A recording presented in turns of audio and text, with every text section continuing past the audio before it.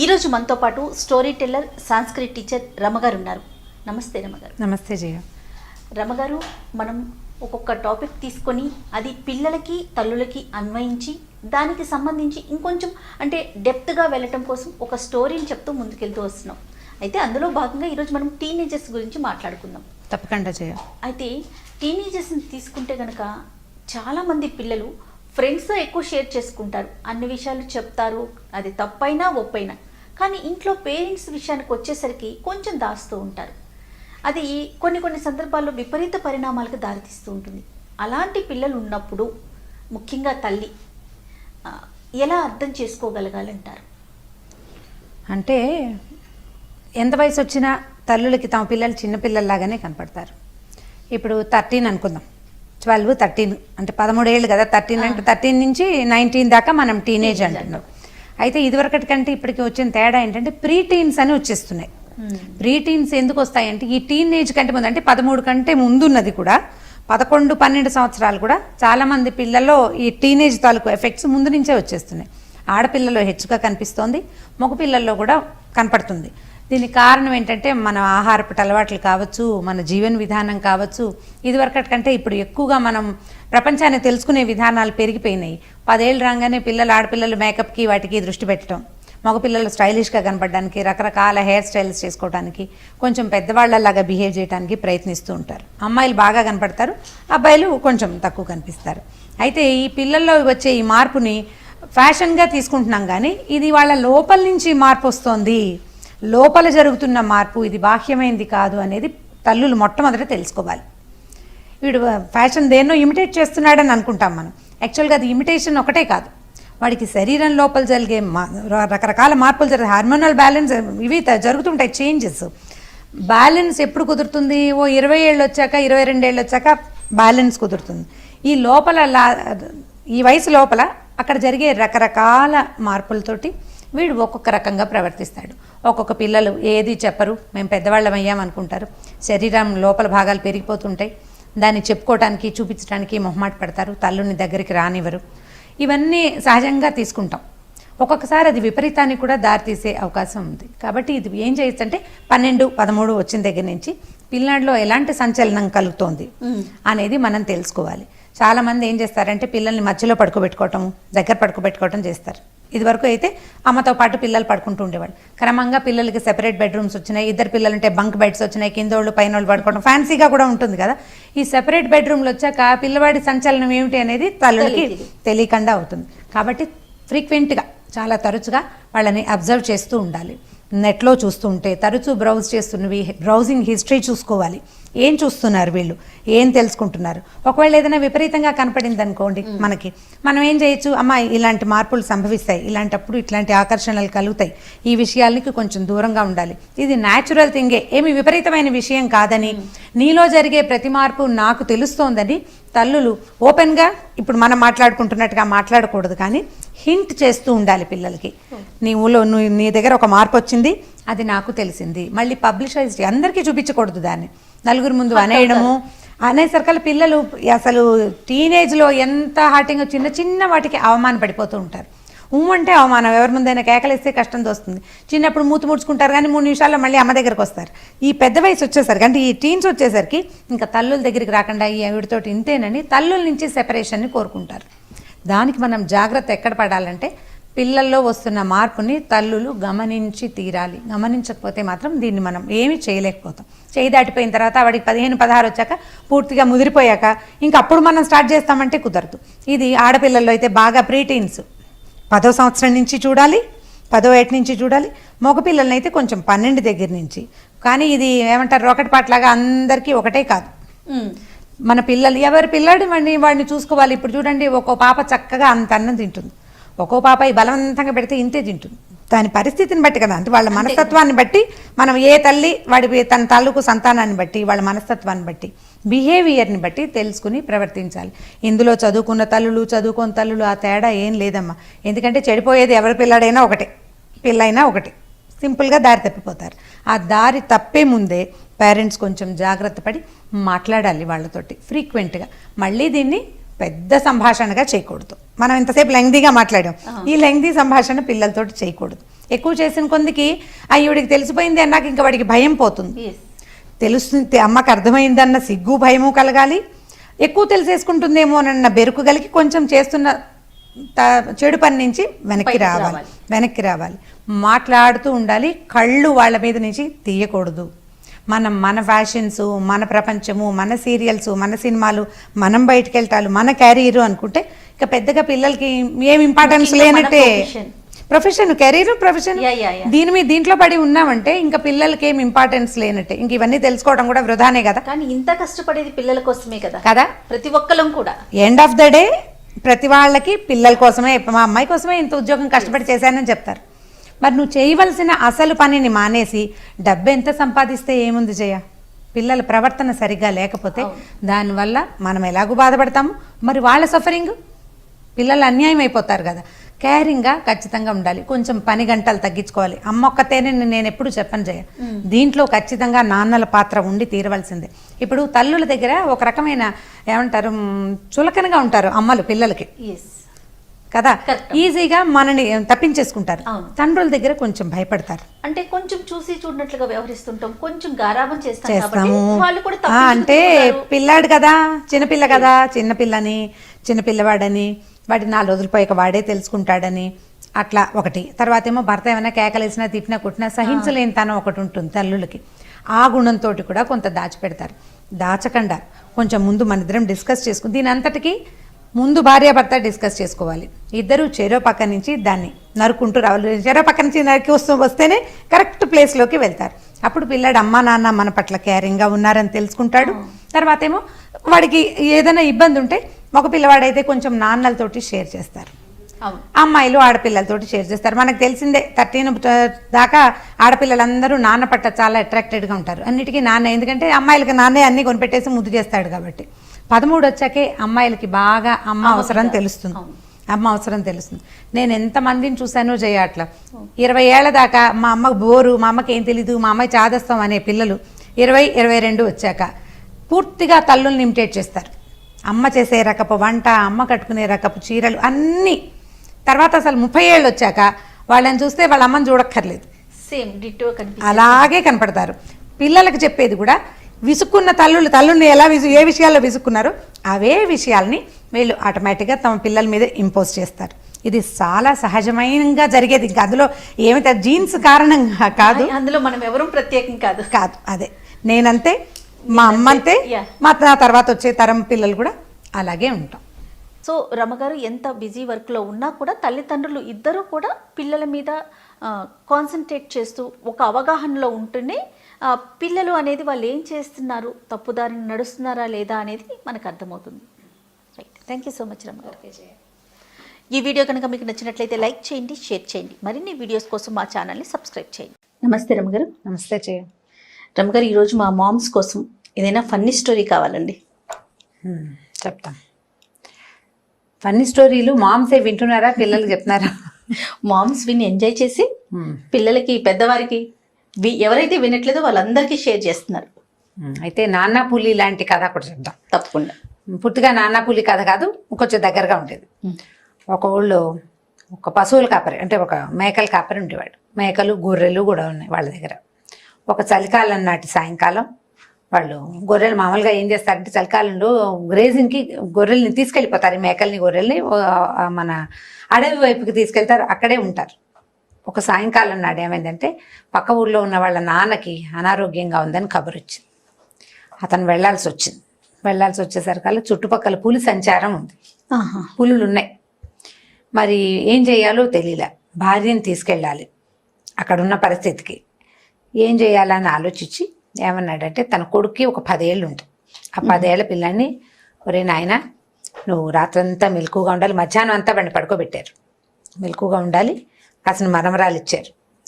నిద్ర వచ్చినప్పుడల్లా 2 మరమరాలు నోట్లో వేసుకుని తింటూ ఉండు, నువ్వు మెలకుగా ఉండి వీటిని చూసుకో, పులిగాడో గిలిగాడో వస్తాయిరా అని చెప్పేసరికల్లా పిల్లాడు సరే అన్నాడు. మెలకుగా ఉంటాలే నాన్న, నేను ఉంటాను. తెల్లవారుజామున అంటే పొద్దు పొడిచేదాకా, మన ఇది వస్తుంది కదా, దాన్ని ఏదో నక్షత్రం అంటారు, 3:30కి 3:30 కల్లా పొద్దు పొడుస్తుంది అంటారు. ఆ పొద్దు పొడిచేదాకా ఉంటాను, మీరు ఆ పాటికి కాస్త వచ్చి అక్కడి నుంచి ఓహో అని కేకేసుకుంటూ రా నువ్వు అని చెప్పాడు. సరే నాన్న అమ్మ ఇద్దరు కలిసి వెళ్ళిపోయారు. అయితే ఏమైందంటే ఆ పూట సాయంకాలమే ఒక పులి ఆహారార్థం ఈ గొర్రెల్లోకి వచ్చేసింది. ఓ కామ్గా గొర్రెని ఈడ్చుకెళ్ళటం కోసం గొర్రెల మందలోకి వచ్చింది. ఈ గొర్రెలకి పులి చేరిపోయి ఏం చేసిందంటే ఆ గొర్రెల మధ్యలో సందు చేసుకు పడుకుంది. పడుకునేసరికల్లా గొర్రెలు కొంచెం అమాయకంగా ఉంటాయి. వాటికి ఇది మన జాతిది కాదు, అవి తెలుసుకోలేకపోతాయి అన్నమాట. మీకు వేరే జాతి వేరు, లేళ్ళు గీళ్ళు అయితే అవి గుర్తుపడతాయి, వీటికి తెలియదు. తెల్లమొహాలు వేసుకుని ఉంటాయి పాపం. అందుకని గొర్రెల మంది అంటుంటారు, ఎవరికి తీసుకెళ్తే అటు వెళ్ళిపోతూ ఉంటామని. అయితే ఈ పడుకున్న పులిగాడో గిలిగాడో వస్తారు అన్న మాట విన్నది. పులిగాడంటే నేను, గిలిగాడంటే ఎవరు? గిలిగాడని ఒకడు ఉన్నాడనమాట. వాడెవడో వస్తాడనమాట, వాడెవడో చూడాలనుకుంది. సరే పిల్లాడు అటు ఇటు తిరుగుతున్నాడు. వాడి కన్ను కునికేస్తే ఒక గొర్రెని తీసుకుని వెళ్ళిపోదామని చూస్తోంది పులి. దానికి కొద్దిగా మాగందుగా నిద్ర పట్టింది, చూస్తోంది, ఆలోచిస్తోంది. వీడు తప్పుకుంటే వీడు పడుకోగానే ఒక గొర్రెని తీసుకెళ్ళిపోవాలి, శ్రద్ధం లేకుండా ఒకటినో రెండింటినో ఈడ్చుకెళ్ళిపోతే సరిపోతుందని. ఇంతలో ఏమైంది, 1:20 అయ్యేసరికల్లా వాడికి నిద్ర వచ్చేస్తుంది పిల్లడికి. మరమరాలు తినబుద్ధి లేదు, అప్పటికి 4-5 సార్లు తిన్నాడు. పిసుకు పుట్టింది వాడికి. ఎవరు తింటాడు దిక్కుమాలి మనవరాలు, నేను తిన్ను, పడుకుంటానని చెప్పి పడుకుందాం అనుకున్నాడు. అక్కడ కింద పడుకునేసరికల్లా వాడికి చలేసేస్తుంది. చలికాలపు రాత్రి కదా, మంచు కూడా పడుతుంది. ఏమనుకున్నాడు, గొర్రెల మధ్యలో ఓ గొర్రె మీద దేని మీదైనా పడుకుంటే, గొర్రె బొచ్చుగా ఉంటాయి కదా, వాటి మీద పడుకుంటే చలేయకుండా ఉంటుందని పోయి ఆ గొర్రెల మంద మధ్యలో వెళ్ళి ఒక పెద్ద గొర్రెని చూసుకుని దాని మీద పడుకుందామని వెళ్ళాడు. వాటికి చీకటి కదా, ఏదో కొద్దిగా కనపడుతుంది. అర్ధరాత్రి అయ్యేసరికి కొంత వెలుగు వస్తుంది. ఆ వెలుగులో భారీగా కనపడిన గొర్రె మీద బొక్కబోర్లా పడుకుని దాన్ని ఇలా పట్టుకున్నాడు. వీడి టైం బాగుండి దాని దురదృష్టము, వాడు పడుకునేది పులి మీదే. పులిని పట్టుకునేసరికల్లా ఈ మీద ఏదో పడి తన మెడ పట్టుకునేసరికల్లా పులికి భయం వేసింది. ఇదేమిటి గిలిగాడు అన్నాడు, వాడు వీడేనా? ఒకవేళ ఈ పైన పడుకున్నదే గిలిగాడేమోనని విదిలించుకోవడానికి ట్రై చేసింది. అది విదిలించుకుంటుంటే వీడు పట్టు బిగిస్తున్నాడు మెడకి. గొర్రె విదిలిస్తుంది, వీడు పడుకోవాలి కదా, ఏం లేదు అంటున్నాడు. పైన పడుకుని ఏం చేశాడు, ఇంకా మొహాన్ని దాని మెడకి బాగా ఆనించి గట్టిగా కావలించుకున్నాడు. వెనక నుంచి పట్టుకునే పీక పట్టుకున్నట్టు అవుతుంది కదా. ఈ పులి ఏం చేసింది, దీన్ని ఎలాగైనా వదిలించుకోవాలని ఆ గొర్రెల మంద మధ్యలో నుంచి బయటికి నడిచింది. కొద్దిగా వాడికి నిద్ర పట్టింది, కదులుతున్న సంగతి తెలియలే. 1 నిమిషం అయ్యాక వాడికి కూడా అర్థమైంది ఈ పులి అది బయటకు వెళ్తుందని. గొర్రె ఎక్కడికో నడిచి వెళ్తోంది, పడిపోతాననుకుని ఆ గొర్రెని గట్టిగా పట్టుకున్నాడు. వీడు గొర్రె అనుకుంటున్నాడు, అది పులి. అమ్మో ఈ గిలిగాడు పట్టు బిగించేస్తున్నాడు, ఇంకేముందని ఈ పులి ఏం చేసింది, ఒక్క గాండ్రింపు, సౌండ్ లేదు, గాండ్రించడానికి అవకాశం లేదు, లోపలే గాండ్రించుకుంది. పరిగెత్తేసరికల్లా అమ్మో గొర్రె మందలోంచి తప్పిపోతుంది, బయటికి వెళ్ళిపోతే నాన్న చంపేస్తాడు. ఇంత పెద్ద గొర్రె తప్పిపోతే ఒప్పుకుంటాడా? ఆ గొర్రెకి 100 రూపాయలు వచ్చేవి ఆ రోజుల్లో. అందుకని ఆ గొర్రెని పారిపోనివ్వకుండా చేయటం కోసం ఈ కుర్రాడు ఏం చేశాడు, కాళ్ళని కింద, దాని పొట్ట కిందకి, చేతుల్ని దాని మెడ చుట్టూ తవ్వేసి గట్టిగా బిగించి పట్టుకున్నాడు. ఇక పులి మీద సవారీ స్టార్ట్. ఆ పులి పరిగెడుతుంది, దాని మీద ఆ పిల్లాడేమో వదిలిపెట్టాడు. వాడేం పెద్ద భారీగా లేడు, 10 ఏళ్ళ పిల్లాడంటే ఎంత ఉంటాడు, పులి పొడుగ్గా ఉంటుంది. వాడు ఎలాగోలాగా దాన్ని పట్టుకుంటున్నాడు. అది ఎంత విదిలించుకున్నా కుదరలేదు. ఇక ముందుకు పరిగెడుతుంటే అప్పటికే 2 అయిపోయింది. ఈ గొడవ మొదలయ్యేసరికి ఇంకొక గంట ఆ పులి ఇడిదిరిగి చేసేసరికల్లా పొద్దు పడవటం మొదలుపెట్టింది. వాడికి కుర్రాడికి తను పడుకున్నది గొర్రె కాదని, ఇది పూలు అని వాడికి అర్థమైంది. వెలుగు వచ్చేసరికి కొద్దిగా వెలుగు వస్తుంది. మనకి ఊళ్ళల్లో తెలీదు, ఈ అడవుల్లోనూ అక్కడ నెరాబాగా ఉంటుంది, అంటే ఖాళీగా ఉంటుంది కదా, అప్పుడు కొంచెం వెలుతురు తెలుస్తుంది. వాడికి కళ్ళు అలవాటు పడ్డాయి, పైనుంచి పొద్దు పొడుపు కనపడుతోంది. పులి అని తెలిసింది. అమ్మ బాబోయ్ ఇంకేమైనా ఉందా అని వీడు ఏం చేశాడు, ఆ పులి పరిగెడుతుండగానే మధ్యదారిలో దొరికిన ఒక మర్రి చెట్టు ఊడని పట్టుకున్నాడు. పులి పరిగెత్తేసింది, వీడి చెట్టు ఊడ పట్టేసుకున్నాడు. పట్టుకుని గబగబా చెట్టు ఎక్కి కూర్చున్నాక ఏమనుకున్నాడు, ఏమైనా దగ్గరలో ఉన్నాయేమో చూసి ఎక్కడైనా దాక్కోవాలి, ఇది కనుక తిరిగి వచ్చిందో నేను చచ్చానే అని అటు ఇటు చూస్తే ఆ మర్రి చెట్టుకి కాస్త యువతలుగా ఒక చిన్న జేజి గుడి ఉంది. ఉంటాయి కదా అడవుల్లో చిట్టి పొట్టి అమ్మవార్ల గుళ్ళు. వీడేం చేశాడు, దిగేసి చెట్టు పోయి ఆ గుళ్ళో పోయి కూర్చున్నాడు. తలుపు గడి పెట్టేసుకుని కూర్చున్నాడు. ఈ పరిగెడుతున్న పులి ఒక నక్క అప్పుడే లేచి ఓళ్ళ వేయడానికి సిద్ధంగా ఉన్న ఒక నక్కని కుద్దేసరికల్లా నక్కంది, ఏమిటి ఈ టైంలో పరిగెడుతున్నావు, ఏమైనా పట్టుకొచ్చావా, ఏదైనా తెచ్చావా అని అడిగింది. ఏమి తెచ్చటం ఏమిటి, గిలిగాడు నా వీపు మీద ఎక్కాడు, వాడిని వదిలించుకొచ్చేసరికి ఇంతసేపు పట్టింది, నా భయం వేసేస్తుంది అవని పులి వణికిపోతుంది. నక్కంది, గిలిగాడు అనేది ఎవరు ఉండరా, నీకెవరు చెప్పారో, నువ్వు పులిగాడివి, నువ్వు పులివి, గిలంటూ ఏమీ లేదు, అలా ఉండదంటే. కాదు, నా మీద ఎక్కాడు, వాడిని నేను వదిలించుకున్నాను ఫలానా మర్రి చెట్టు దగ్గర అనేసరికి వీడు అనుకున్నాడు ఎక్కడ పట్టుకున్నారు, నేను ఎలా పట్టినా అంటే మెడ దగ్గర పట్టుకున్నాడు, పొట్ట కింద కాళ్ళు వచ్చినాయి అనగానే వాడు ఏమన్నాడంటే వీడు నక్క చెప్పింది మనిషి అయి ఉంటాడు, వాడు గిలిగాడు కాదు, పద నేను చూస్తాను, నీ సంగతి నేను చెప్తానని ఇద్దరు కలిసి వెనక్కి వచ్చారు. మర్రి చెట్టు దగ్గర చూశారు, కనపడలా. పూలంది ఊళ్ళోంచి వాసన వస్తుంది, ఇక్కడ ఉండుంటాడని. సరే నక్క పులి చెరుకో పక్కన నుంచుంటే ఈ నక్క ఏం చేసింది, వీడు మనిషే అందుకనే గుళ్ళోకి వెళ్ళి గడి పెట్టుకున్నాడని తన తోకని ఈ తలుపు సందులో ఇంచి పోనిచ్చి గడి అవతలికి తీయటానికి చెక్క గడియాలి కదా, ఇప్పుడు దాని కింద నుంచి మనం ఒక పుల్ల పోనిచ్చి ఇలా తీసామనుకో గడి వచ్చేస్తుంది. అందుకని ఏం చేసింది, తోకని అందులో పెట్టింది. పెట్టేసరికల్లా వీడు బెదిరేడు, వాడి నిద్ర పట్టడంలా భయపడి ఉన్నాడు కదా, మెలకుగానే కూర్చుని ఉన్నాడు పిల్లాడు. లోపలికి ఒక కుచ్చుగా ఉన్నది ఏదో వస్తుండేసరికల్లా వాడికి భయం వేసే తోకను పట్టుకున్నాడు. పట్టుకునే సరికల్లా నక్కకి అర్థమైంది ఎవరో పట్టుకున్నారు, అది లాక్కోవటం మొదలు పెట్టింది. అది లాగుతుంది, వీడు లాగుతాడు, వీడు వదలటం లేదు. వదిలేస్తే అదేం చేస్తుందో అని వీడికి భయం. ఇక లాగో పీకో ఎంతసేపటికో ఏమైంది, ఈ నక్క లాగుడికి వీడి చేతిలోకి బొచ్చుడు వచ్చింది. నక్క కాస్త డామని ఎగిరి అవతల పడింది. అలాగే అవుతుంది కదా టగ్ ఆఫ్ వార్ చేసేసరికి. అక్కడ పడిపోయిన నక్క, ఊరు నాయన గిలిగాడు అన్నావు, గిలిగాడు కాదురా వీడు తోక పీకుడు గాడు, లోపల ఉన్నది నా తోక పొద్దంతా ఊడిపోయింది, నాకు పెడుతుంది, నీకు నేను సహాయం చేయలేను, నువ్వు పారిపో నేను పారిపోతానని చెరో పక్కన పులి నక్క చిరుకో పక్కకి పారిపోయింది. అదే కదా జరిగింది.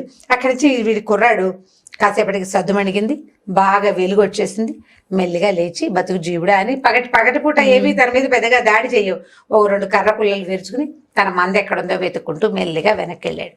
ఆ పాటికి వాళ్ళ అమ్మ నాన్న వచ్చేసి వీడి కోసం వెతుక్కుంటున్నారు.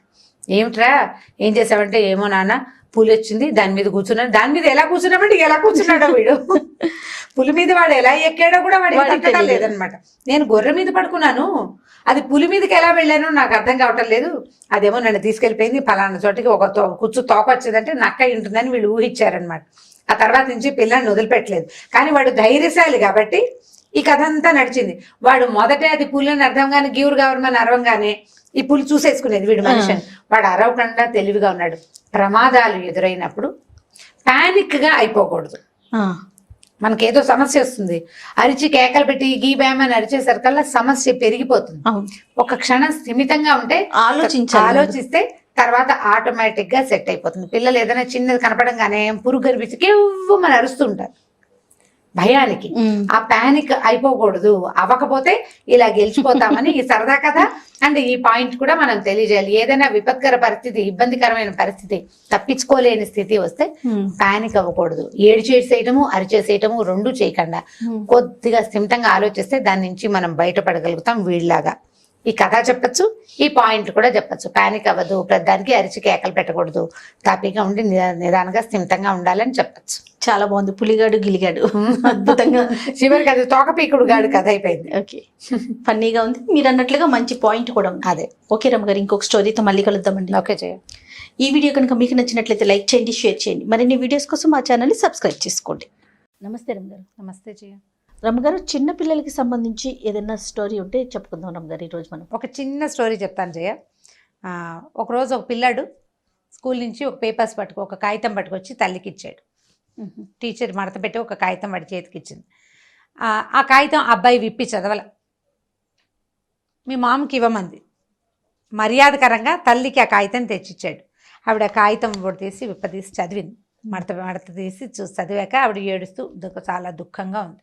అయితే ఆవిడ కళ్ళ నీళ్ళు పెట్టుకుంటుంటే పిల్లాడికి అర్థం కాలే. అమ్మ ఎందుకమ్మా ఏడుస్తున్నావు, నువ్వు ఎందుకు బాధపడుతున్నావు అని అడిగితే అమ్మే ఉందంటే, మీ టీచరు, మీ పిల్లాడు చాలా తెలివైన వాడు, మీ అబ్బాయికి సరిపడా టీచ్ చేసే టీచర్లు మా స్కూల్లో లేరండి, మీ పేరు చాలా బ్రైట్ కిడ్, అంత బ్రైట్ స్టూడెంట్కి మేము టీచ్ చేయలేము, ఇంత తెలివైన పిల్లాడిని ఇంకొంచెం పెద్ద స్కూల్లో ఇంకొంచెం మంచి స్కూల్లో వేయమని రాసిందిరా టీచర్ ఎంత ప్రేమగా రాసిందోనని కళ్ళనీళ్ళు వచ్చినాయి నాన్న, స్కూల్ మారిపోదాం మనం, నీకు ఇంకా పెద్ద స్కూల్లో చేర్పిస్తాను, నువ్వు చాలా తెలివైన వాడివి అని చెప్పింది.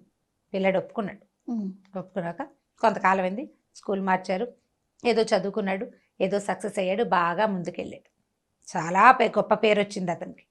అయితే ఒకసారి ఏమైందంటే, అతను ఇల్లు మారుస్తున్న క్రమంలో పాత పేపర్లు, జనరల్గా మనం పాత పేపర్లు పుస్తకాలు అవి తీస్తాం కదా, ఒక పాత హ్యాండ్ బ్యాగులు, వాళ్ళ మదర్ హ్యాండ్ బ్యాగులు ఉన్న రకరకాల కాగితాలు తీస్తుంటే ఆ కాగితాల్లోంచి ఒక పాత కాగితం బయటపడింది. అది అతను అన్ని కాగితాలు ఓడదీసి ఏ కాగితం మీద ఇంపార్టెన్స్ తెలుసుకోవాలి కదా, ఈ పేపర్ ఊడ తీసినప్పుడు ఆ పేపర్లో మీ అబ్బాయి చాలా తెలివి తక్కువ వాడు, వీడికి మేము టీచ్ చేయలేకపోతున్నాము, ఈ పిల్లాడిని స్కూల్లో నుంచి తీసేయండి మా దయచేసి, అసలు ఏ స్కూల్లోనూ చేర్పించదు, వీడు స్కూల్లో చదువుకి పనికిరాడు మీ పిల్లవాడు అని రాసి సంతకం చేసి ఉన్న ఒక నోట్ అతను దొరికింది. ఆ కాగితం ఎక్కడిది అని అతను చూసుకుంటే అది చిన్నప్పుడు తనకి 10-12 ఏళ్ళు 11 ఏళ్ల వయసులో తనే వాళ్ళ అమ్మకి తెచ్చిచ్చిన కాగితం అని తన స్కూల్లో టీచర్ రాసిచ్చిందని అతనికి అర్థమైంది. టీచర్ రాసిచ్చింది మీ పిల్లాడు పనికిరాడు, వాడికి చదువు అక్కర్లేదు, స్కూల్ అక్కర్లేదు, మార్చేయండి, స్కూల్ వద్దు, వీడికి స్కూల్కి పంపించద్దు, వేస్ట్ అని రాయబడి ఉన్న కాగితం టోటల్గా మేము భరించలేము, ఎవరు భరించలేరు వీడిని రాసున్న కాగితం. వాళ్ళ అమ్మ అతనికి ఏం చెప్పింది, నువ్వు తెలివైన వాడివి, నీకు వేరే స్కూల్ కావాలి అని ఇంకో స్కూల్లో చేర్పించింది. ఆయన చాలా చాలా దుఃఖంగా చాలా బాధ వచ్చేసింది అతనికి, ఎంతో ఏడుస్తూ డైరీలో రాసుకున్నాడు అనమాట. థామస్ ఆల్వా ఎడిసన్ అని నేను లోకం దృష్టిలో పిచ్చివాడిని, కానీ మా అమ్మ దృష్టిలో నేను హీరోని, ఇప్పుడు ప్రపంచం దృష్టిలో నేను మేధావిని. ఆల్వా ఎడిసన్ని, థామస్ ఎడిసన్ని స్కూల్ వాళ్ళు రిజెక్ట్ చేశారట. అదే కదా తల్లి గొప్పతనం కదా రమ్మ. తల్లి రిజెక్ట్ చేయలా, తల్లులు రిజెక్ట్ చెయ్యరు, ఎలాగున్నా తీసుకుంటారు. ఆ రోజు అతనికి ఆ అవకాశం ముందుకు వెళ్లేందుకు భగవంతుడు ఒక అవకాశం ఇచ్చాడు, తల్లి పెద్ద అవకాశం ఇచ్చింది. స్కూల్ మార్చినప్పుడు బహుశా ఆవిడ కొంచెం స్పెషల్ స్కూల్లో వేసి ఉండొచ్చు, లేదా ఈ మార్చిన స్కూల్లో అతనికి ఒక బెటర్ టీచర్, అంటే కొంచెం అబ్నార్మల్గా ఉన్న కిడ్ని హ్యాండిల్ చేయగలిగే టీచరు దొరకటం భగవంతుడు ఇచ్చిన వరం అతనికి. ప్లస్ తల్లి ఇచ్చిన వరం చాలా పెద్దది. ఆ టీచర్ రాసిన ఉత్తరాన్ని నమ్మి ఆవిడ గనక అతన్ని స్కూల్ మాన్పించేసి ఉంటే మనకి ఎడిసన్ ఉండేవాడే కాదు. ఎడిసన్ ఆర్టిస్ట్ అని చెప్తారు, అతను ఆటిజంకి గురైన వాడు. ఆటిజం జబ్బు కాదు, అదొక పరిస్థితి. దాంట్లో లోటుపాట్లు ఎలా ఉంటాయో ప్లస్సులు కూడా కొన్ని ఉండేందుకు అవకాశం ఉంటుంది. వీళ్ళు కొన్ని నేర్చుకోగలుగుతారు, ఏది నేర్చుకోగలుగుతారో దాన్ని ప్లస్ చేసుకునేందుకు ప్రయత్నం చేయాలి పేరెంట్స్. ఏదైనా వైద్య సహాయం, థెరపీస్, రకరకాల థెరపీలు సరైన టైంలో యంగ్ ఏజ్లో చిన్న వయసులోనే కనుక ప్రయత్నం చేస్తే దాంట్లోంచి బయట, ఇప్పుడు ఆ పరిస్థితి అలాగే ఉంటుంది. వాడు పూర్తిగా నార్మల్ అయిపోయి హీరో అయిపోతాడని మనం అనుకోలేకపోతాం, కానీ వాడు తన జీవితంలో తన దారిని తను ముందుకెళ్ళే అవకాశం కొంత దొరుకుతుంది. మనం కూడా ట్రై చేయాలి, ఎడిసన్ వాళ్ళ అమ్మ ట్రై చేసినట్టుగా. అద్భుతం గారు, సూపర్. ఓకే జయ, ఈ వీడియో కనుక మీకు నచ్చినట్లయితే లైక్ చేయండి, షేర్ చేయండి. మరిన్ని వీడియోస్ కోసం మా ఛానల్ని సబ్స్క్రైబ్ చేసుకోండి. నమస్తే రమగారు. నమస్తే జయ. రమగారు, మనం పురాణ కథల గురించి మాట్లాడుకుంటున్నాం. లాస్ట్ వీడియోలో మనం శిబి చక్రవర్తి ఆయన గొప్పతనం మాట్లాడుకున్నాం. అంటే దానం ఇచ్చే విషయంలో మాటని నిలుపుకోవటం కోసం తన ప్రాణాలనే త్యజించారు. ఆ విషయం మనం మాట్లాడుకున్నాం కదా. మరి ఈ రోజు వీడియోలో మీరు మాకు ఏ విధమైన స్టోరీ చెప్తున్నారు? బలిచక్రవర్తి కథ చెప్తాను జయ. ఓకే. ఈ బలిచక్రవర్తిని మనం సంవత్సరంలో 1-2 సార్లు గుర్తు చేసుకుంటాం. బలిపాడ్యమి, దీపావళి వెళ్ళిన మరుసటి రోజుని బలిపాడ్యం అంటారు, అది గుర్తుపెట్టుకుంటాం. అది కాకుండా మనం ఏం చేస్తామంటే సంక్రాంతి పండుగలో 3వ రోజు కనుమ అంటాం కదా, కనుమ నాడు రథం ముగ్గేస్తారు కదా మీకు.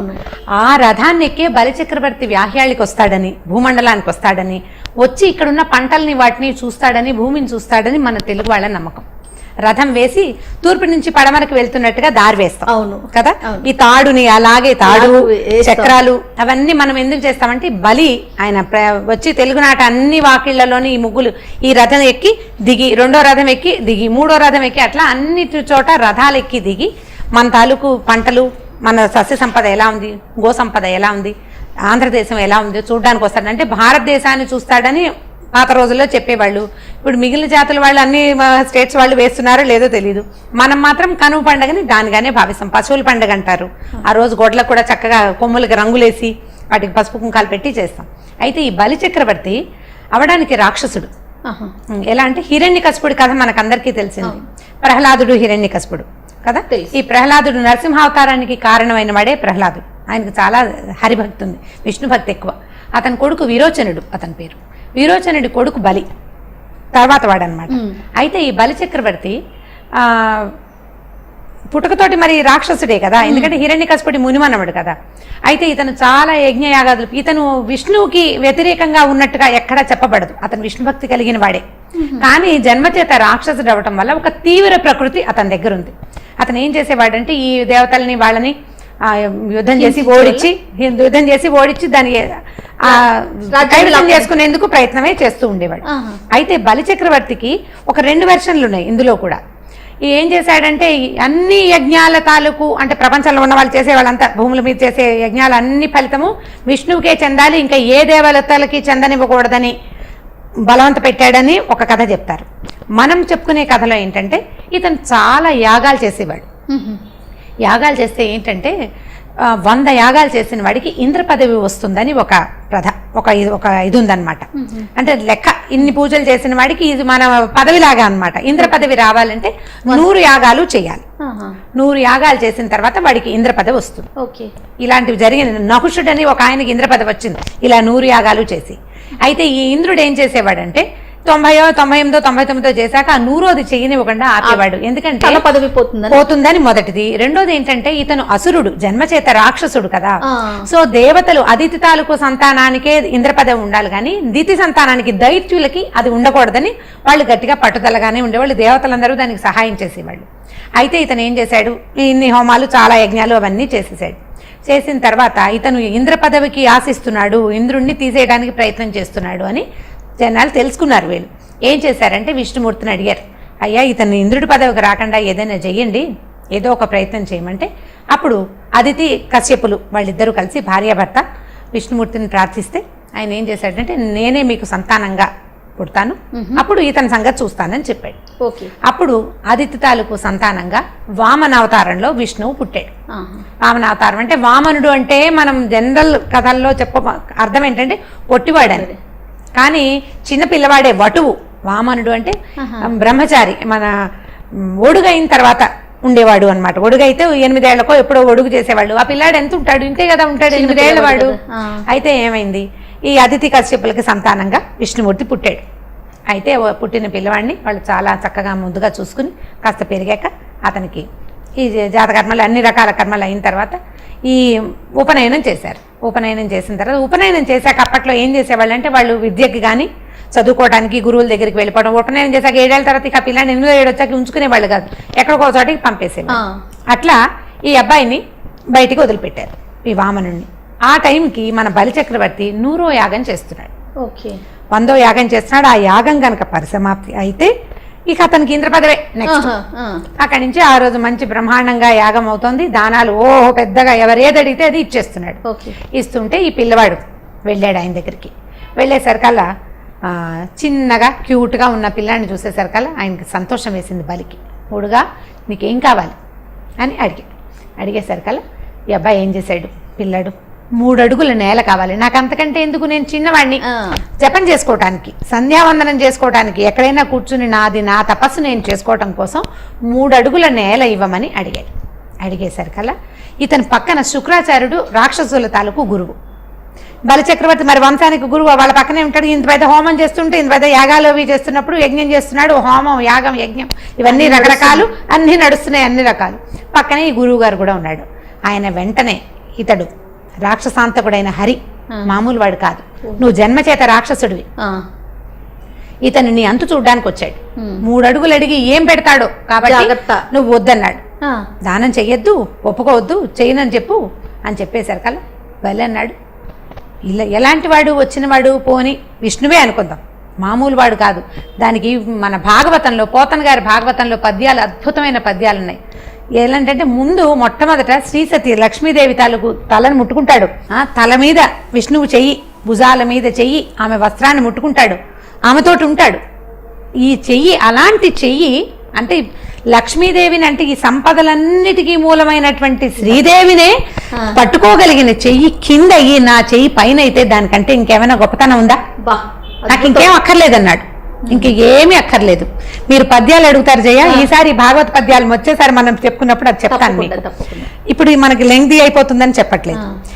అలాంటి చెయ్యి కింద అయింది, ఈ ప్రపంచాన్ని అంతా నడిపే చెయ్యి, మామూలు చెయ్యి కాదు అది. అలాంటిది నా నుంచి దానం తీసుకుని ఆ చెయ్యి కింద అయ్యి నా చెయ్యి పైన అయితే ఇక నా జీవితానికి ఇంకేం అక్కర్లేదు, ఇదే చాలు, నేను ఏమైపోయినా పర్వాలేదని అతను ఏం చేశాడు, భార్య నీళ్లు పోయటానికి పూనుకుంది, చెయ్యి దానం ఇదిగో అని చేయబోయాడు.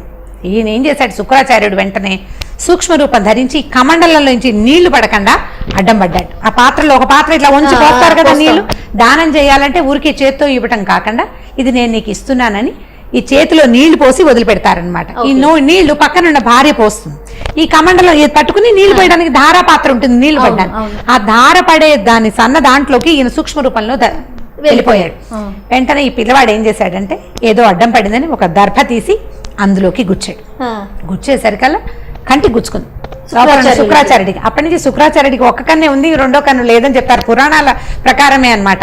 ఆ కన్ను గుచ్చుకోగానే ఇంకేముంది, కంట్లో గుచ్చుకుంటే ఏమి చేయలేం, విలవిల్లాడుతూ అతను బయటకు వచ్చేసేయంగానే ఈ పాత్రలో నుంచి నీరు పడిపోయింది. నీరు పడి ఇతని చేతిలోకి వచ్చేసింది, వామనుడి చేతిలోకి. 3 అడుగుల నేలని అతను దానం చేసేసాడు ధారాళంగా. సరే ఈయన ఏం చేశాడు, తీసుకోని ఆయన నీకు ఎక్కడ కావాలంటే 3 అడుగుల నేల అన్నాడు.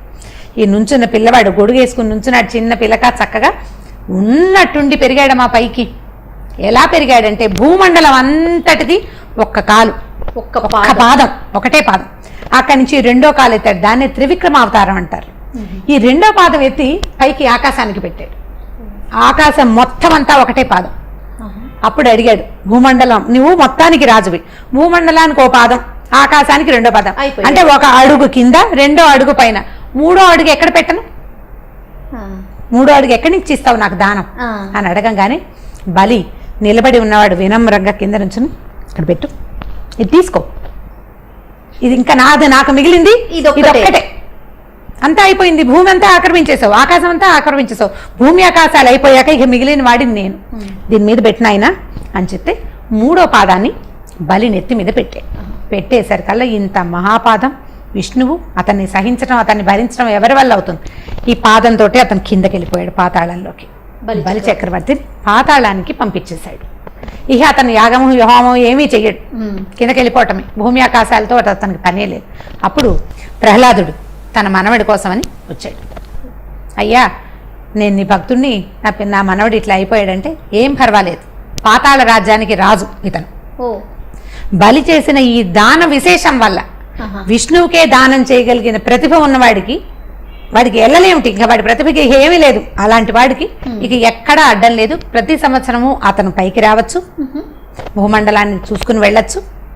ఈ పాతాళ లోకానికి పూర్తి స్థాయి రాజుగా అతన్ని చేస్తున్నానని పాతాళాన్ని బలికి అప్పచెప్పాడు విష్ణుమూర్తి. ఇప్పుడు ఈ దీంట్లో ఎప్పటిదాకా అతనికి స్వర్గాధిపత్యము లభించే అవకాశం ఉంది కదా.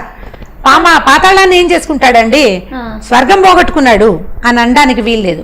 స్వర్గాన్ని పోగొట్టుకుని పాతాళాన్ని తీసుకున్న బలి విష్ణుమూర్తికి దానం చేసిన వాడిగా ప్రఖ్యాతి పొందాడు, పేరు ప్రఖ్యాతులు సంపాదించాడు. శ్రీ మహావిష్ణువే కింద చెయ్యి పెట్టి దానం తీసుకున్నాడు బలి దగ్గర. ఇప్పుడు చేసిన దానం ఇచ్చిన వాడు గ్రేట్ కదా, తీసుకున్నవాడు ఎంత అద్భుతమైన వ్యక్తి అయినప్పటికీ వాడి మీద ఇప్పుడు ఎప్పుడైనా సరే ఇచ్చిన వాడు ఎప్పుడూ గ్రేట్. కాబట్టి విష్ణువునే తన తాలూకు దానంతో జయించిన బలిని ప్రపంచం ఎప్పుడు గుర్తుపెట్టుకుంటుంది. అతని పేరుతో మనం రకరకాల పాడ్యములు ఉన్నాయి కదా, ప్రతి నెల మనకి 2 పాడ్యములు వస్తాయి, శుక్ల పాడ్యమి, కృష్ణ పాడ్యమి. ప్రతి నెలలోనే అంటే అమావాస్య తర్వాత రోజు ఒకటి, పౌర్ణమి తర్వాత రోజు ఒకటి. అమావాస్య వెళ్ళగానే ఒక ఫస్ట్ డే స్టార్ట్ అవుతుంది, అంటే పౌర్ణమికి ముందు అదొక పాడ్యం వస్తుంది. ఈ పాడ్యం నుంచి వరుసగా విధియ తదియ వరుసగా పౌర్ణమి దాకా 15 రోజులు కదా. పౌర్ణమి వెళ్ళిపోయిన మరుసటి రోజుని కృష్ణ పాడ్యమి అంటారు, అదొక పాడ్యం. దీపావళి అమావాస్య వెళ్ళిన మరుసటి రోజు వచ్చే పాడ్యమిని బలి పాడ్యమిగా, బలి తాలూకు లక్షణం దీనికి గుర్తు కోసం అప్పుడు ఆయనని పూజిస్తారు. మన తెలుగు క్యాలెండర్లలో బలి పాడ్యమి అని కనపడుతుంది కూడా. మనం అప్పటి నుంచి ఇప్పటిదాకా అది జరుపుకుంటూనే ఉన్నాం. కనుమ పండుగ నాడు బలి ఉత్సవం చేస్తూనే ఉంటాం. అది బలి చక్రవర్తి స్టోరీలు చెప్పడం వల్ల మన ఇతిహాసాలు వాటి యొక్క గొప్పతనం అది ఇతిహాసం తెలియాలి కదా, పురాణాలు తెలియాలి. ఒక గ్రేట్ థింగ్, ఒక రాజుని ఓడించడానికి భగవంతుడు స్వయంగా దిగివచ్చి లోక కళ్యాణార్థం శంఖ చక్రాలు ఆయనకు ఉన్నటువంటి 5 ఆయుధాలు ధరించి భార్యామణిని పక్కన పెట్టుకుని అలా రాలేదు. అలా రాకుండా అతనిని మోసపుచ్చడానికి ఒక చిన్న బాలుడి వేషంలో వచ్చి ఈ దానాన్ని తీసుకున్నటువంటి ఈ విచిత్రమైన కథని పిల్లలకి చెప్పచ్చు. థ్యాంక్ యూ సో మచ్ రమగారు. ఈ వీడియో కనుక మీకు నచ్చినట్లయితే లైక్ చేయండి, షేర్ చేయండి. మరిన్ని వీడియోస్ కోసం మా ఛానల్ని సబ్స్క్రైబ్ చేయండి. నమస్తే రమగారు. నమస్తే జయ. రమగారు, పంచతంత్ర కథలు అనగానే పిల్లలు చాలా ఇంట్రెస్ట్ చూపిస్తారు, అందులో ఒక నీతి కూడా ఉంటుంది. సో ఈరోజు ఒక పంచతంత్ర కథ చెప్పుకుందామండి. ఎవరితో ఫ్రెండ్షిప్ చేయాలి అనే దాని మీద ఒక కథ చెప్తాం. అయితే ఇది చాలా పాత కథ జయ. ఇది ఫెమిలియర్ కథ అవ్వడానికి కూడా అవకాశం ఉంది. చాలామందికి తెలుసుంటుంది ఈ కథ, మీకు తెలుసో లేదో మరి. అంటే ఇప్పుడు వ్యక్తులు తమలాంటి మన ఇవి ఉన్న వాళ్ళే, అంటే ఒకటే జాతి వాళ్ళతో స్నేహం చేయాలి, ఒకటే కులం వాళ్ళతో, కులం అనకూడదు దీన్ని, ఈ కులం బ్యాడ్ వర్డ్, సేమ్ మనలాంటి వాళ్ళతో కమ్యూనిటీ, అంటే ఒకే తెగకి చెందిన వాళ్ళతోటి స్నేహాలు చేయాలి. వేర్వేరు తెగల వాళ్ళతోటి స్నేహం చేసినప్పుడు అప్పుడప్పుడు ఎక్కువగా అది ఫెయిల్ అవ్వడానికి అవకాశం ఉందని చెప్పే పంచతంత్ర కథ ఇది. అయితే పంచతంత్ర కథలు చెప్పే నాటికి ఇది చాలా పురాతనమైన పద్ధతి కదా, 500-600 సంవత్సరాల క్రితం కథలు ఇవి. అప్పటికి మనుషుల్లో కూడా ఇలాంటి జాతి వ్యవస్థ అది స్పష్టంగా ఉందో లేదో మనకి పెద్దగా అవగాహన లేదు. కుల వ్యవస్థ ఖచ్చితంగా ఉంది, చాతుర్వర్ణాలు ఎవరి పని వాళ్ళు చేసుకునే విధానం ఉన్నదే అనమాట. అలాంటప్పుడు రాజుగారి అబ్బాయిలకి విష్ణు శర్మ చెప్పిన కథలు ఇవి. ఓ 4 రాజకుమారులకి చెప్పారు. అయితే ఎవరితో ఫ్రెండ్షిప్ చేయాలంటే మంచి చెడు తెలుసుకుని స్నేహం చేయాలి, మూర్ఖులతోటి స్నేహం చేయకూడదు. తర్వాత మన స్వజాతి కానివాడు, అంటే ఒక శాకాహారి మాంసాహారి స్నేహం చేయకూడదన్న నీతి కూడా అందులో ఉంది. ఈ శాకాహారి మాంసాహారి అంటే జంతువుల్లో ఉంటాయి కదా, కొన్ని జంతువులు శాకాహారులుగానే ఉంటాయి. పెద్దదైన ఏనుగు ఒట్టి ఆకుల అలవలు తిని బతుకుతుంది. అవును, దానికి అంత శరీరం ఎలా పెరుగుతుందో ఆకుల అలవలతోటి మనకి తెలుసు, దాని పుటకే అది. కోతులు మంకి అవన్నీ కూడా శాకాహారులు, లేళ్ళని ఇవన్నీ. ఇప్పుడు మాంసాహారులు అనేసరికల్లా నీళ్లలో ఉండేవి మాంసాహారులే, పక్షులన్నీ మాంసాహారులే, పెద్ద జంతువులు అంటే నక్క తోడేలు లాంటి సాధారణ జంతువుల నుంచి హైనాలు ఇవి కాకుండా పులుడు, సింహాలు మాంసాహారు, ఇవన్నీ మాంసాహారులు. ఇప్పుడు ఒక మాంసాహార జంతువు ఒక శాకాహార జంతువు స్నేహం చేస్తే మాంసాహార జంతువు వల్ల శాకాహార జంతువుకి సమస్య రావచ్చు అని చెప్పే కథ అనమాట ఇది. ఇదేంటంటే ఒక కోతెట ఒక చెరువు పక్కన ఉన్న, ఒక నది పక్కన ఉన్న మామిడి చెట్టు మీద ఉండేది. మామిడి చెట్టు మీద హాయిగా రోజు ఏవో, అంటే సీజన్లో ఎండాకాలంలోనే కదా మామిడి పళ్ళు వచ్చేది, అది మార్చి నుంచో మొదలవుతాయి. ఈ నదుల పక్కన ఉన్న చెట్లు త్వరగా పూస్తాయి అండ్ ఎక్కువ కాలం ఫలిస్తాయి. పుష్పించడము తొందరగా ఉంటుంది, ఫలించడము ఎక్కువ కాలం ఉంటుంది, ఈల్డ్ ఎక్కువ ఉంటుంది కదా నీటి ఇవక ఉండేసరికి. అయితే ఈ మామిడి చెట్టు మీద ఉండే కోతి అది మార్చి నుంచి, అంటే మనకి ఇక్కడ పచ్చకాయలు వచ్చే టైంకి దానికి పళ్ళు వచ్చేసేవి. ఆ పళ్ళు తింటూ ఉండేది మార్చి నుంచి, అట్లా ఎండాకాలం వెళ్ళేదాకా, మళ్ళీ ఇంచుమించు ఆషాఢం శ్రావణం వచ్చేదాకా మామిడి పళ్ళు తినేది. అయితే ఇది మామిడి పళ్ళు సగం తిని పడేసి ఒక పండు వస్తుంటే రెండో పండు కింద పడిపోయి నది మొదట్లో పడేది, నది ఒడ్డున పడుతుండేవి. ఆ నదిలో ఒక మొసలి ఉండేదట. ఆ మొసలి ఈ పడిన మామిడి పండును తిని చూసింది, ఎంతో బాగుంది. సహజంగా మొసలి మాంసాహారి, శాకాహారం కూడా తినేదేమో. ఇప్పుడు శాకాహారి కాదండి మొసలి, అసలు పళ్ళు తిందు, మీరు పిచ్చి కథలు చెప్తున్నారని నన్ను అడగకూడదు, ఎందుకంటే కథ ఇలాగే చెప్పాడు ఆయన. ఇది మేము అనుకుని చెప్పే కథ కాదు కదా ఇది, అంటే ఒక నీతిని మనకి ఇంజెక్ట్ చేయటం కోసం చెప్పబడిన కథ కదా. ఈ మొసలి ఇక మామిడి పళ్ళు తినేది, తింటుంటే చాలా బాగున్నాయని కోతికి చెప్పింది. కోతి ఏం చేసింది, అప్పటి నుంచి కొంచెం స్నేహం చేసుకున్నాయి అనమాట రెండు. ఈ రకరకాల పళ్ళు తను కోసుకుని తింటున్నప్పుడల్లా ఓ పండు కిందకి పడేస్తుండేది, అడవిలోకి వెళ్ళి జామ పళ్ళు తెచ్చు తినేది, ఓ 2 జామ పళ్ళు మొసలికి కూడా తెచ్చిచ్చేది. ఇలా తీయటి పళ్ళు తింటూ ఉండేది మొసలి. అయితే ఇలా రోజులు గడుస్తూ ఉండగా ఒకసారి చాలా పళ్ళు, పెద్ద గాలి బాణ వచ్చి పళ్ళు ఎక్కువ రాలిపోయింది. కోతి మొసలి తినగలనని తిన్నాయి. కోతి అంటే ఒక కోతే ఉండదుగా, చుట్టుపక్కల బోళ్ళని కోతులు ఉండుంటాయి, అవి ఇవి అన్నీ తినేగా కూడా కొన్ని పళ్ళు ఉండిపోతే ఈ మొసలి ఏం చేసింది, ఈ పళ్ళని తన భార్యకి తీసుకెళ్ళిందట.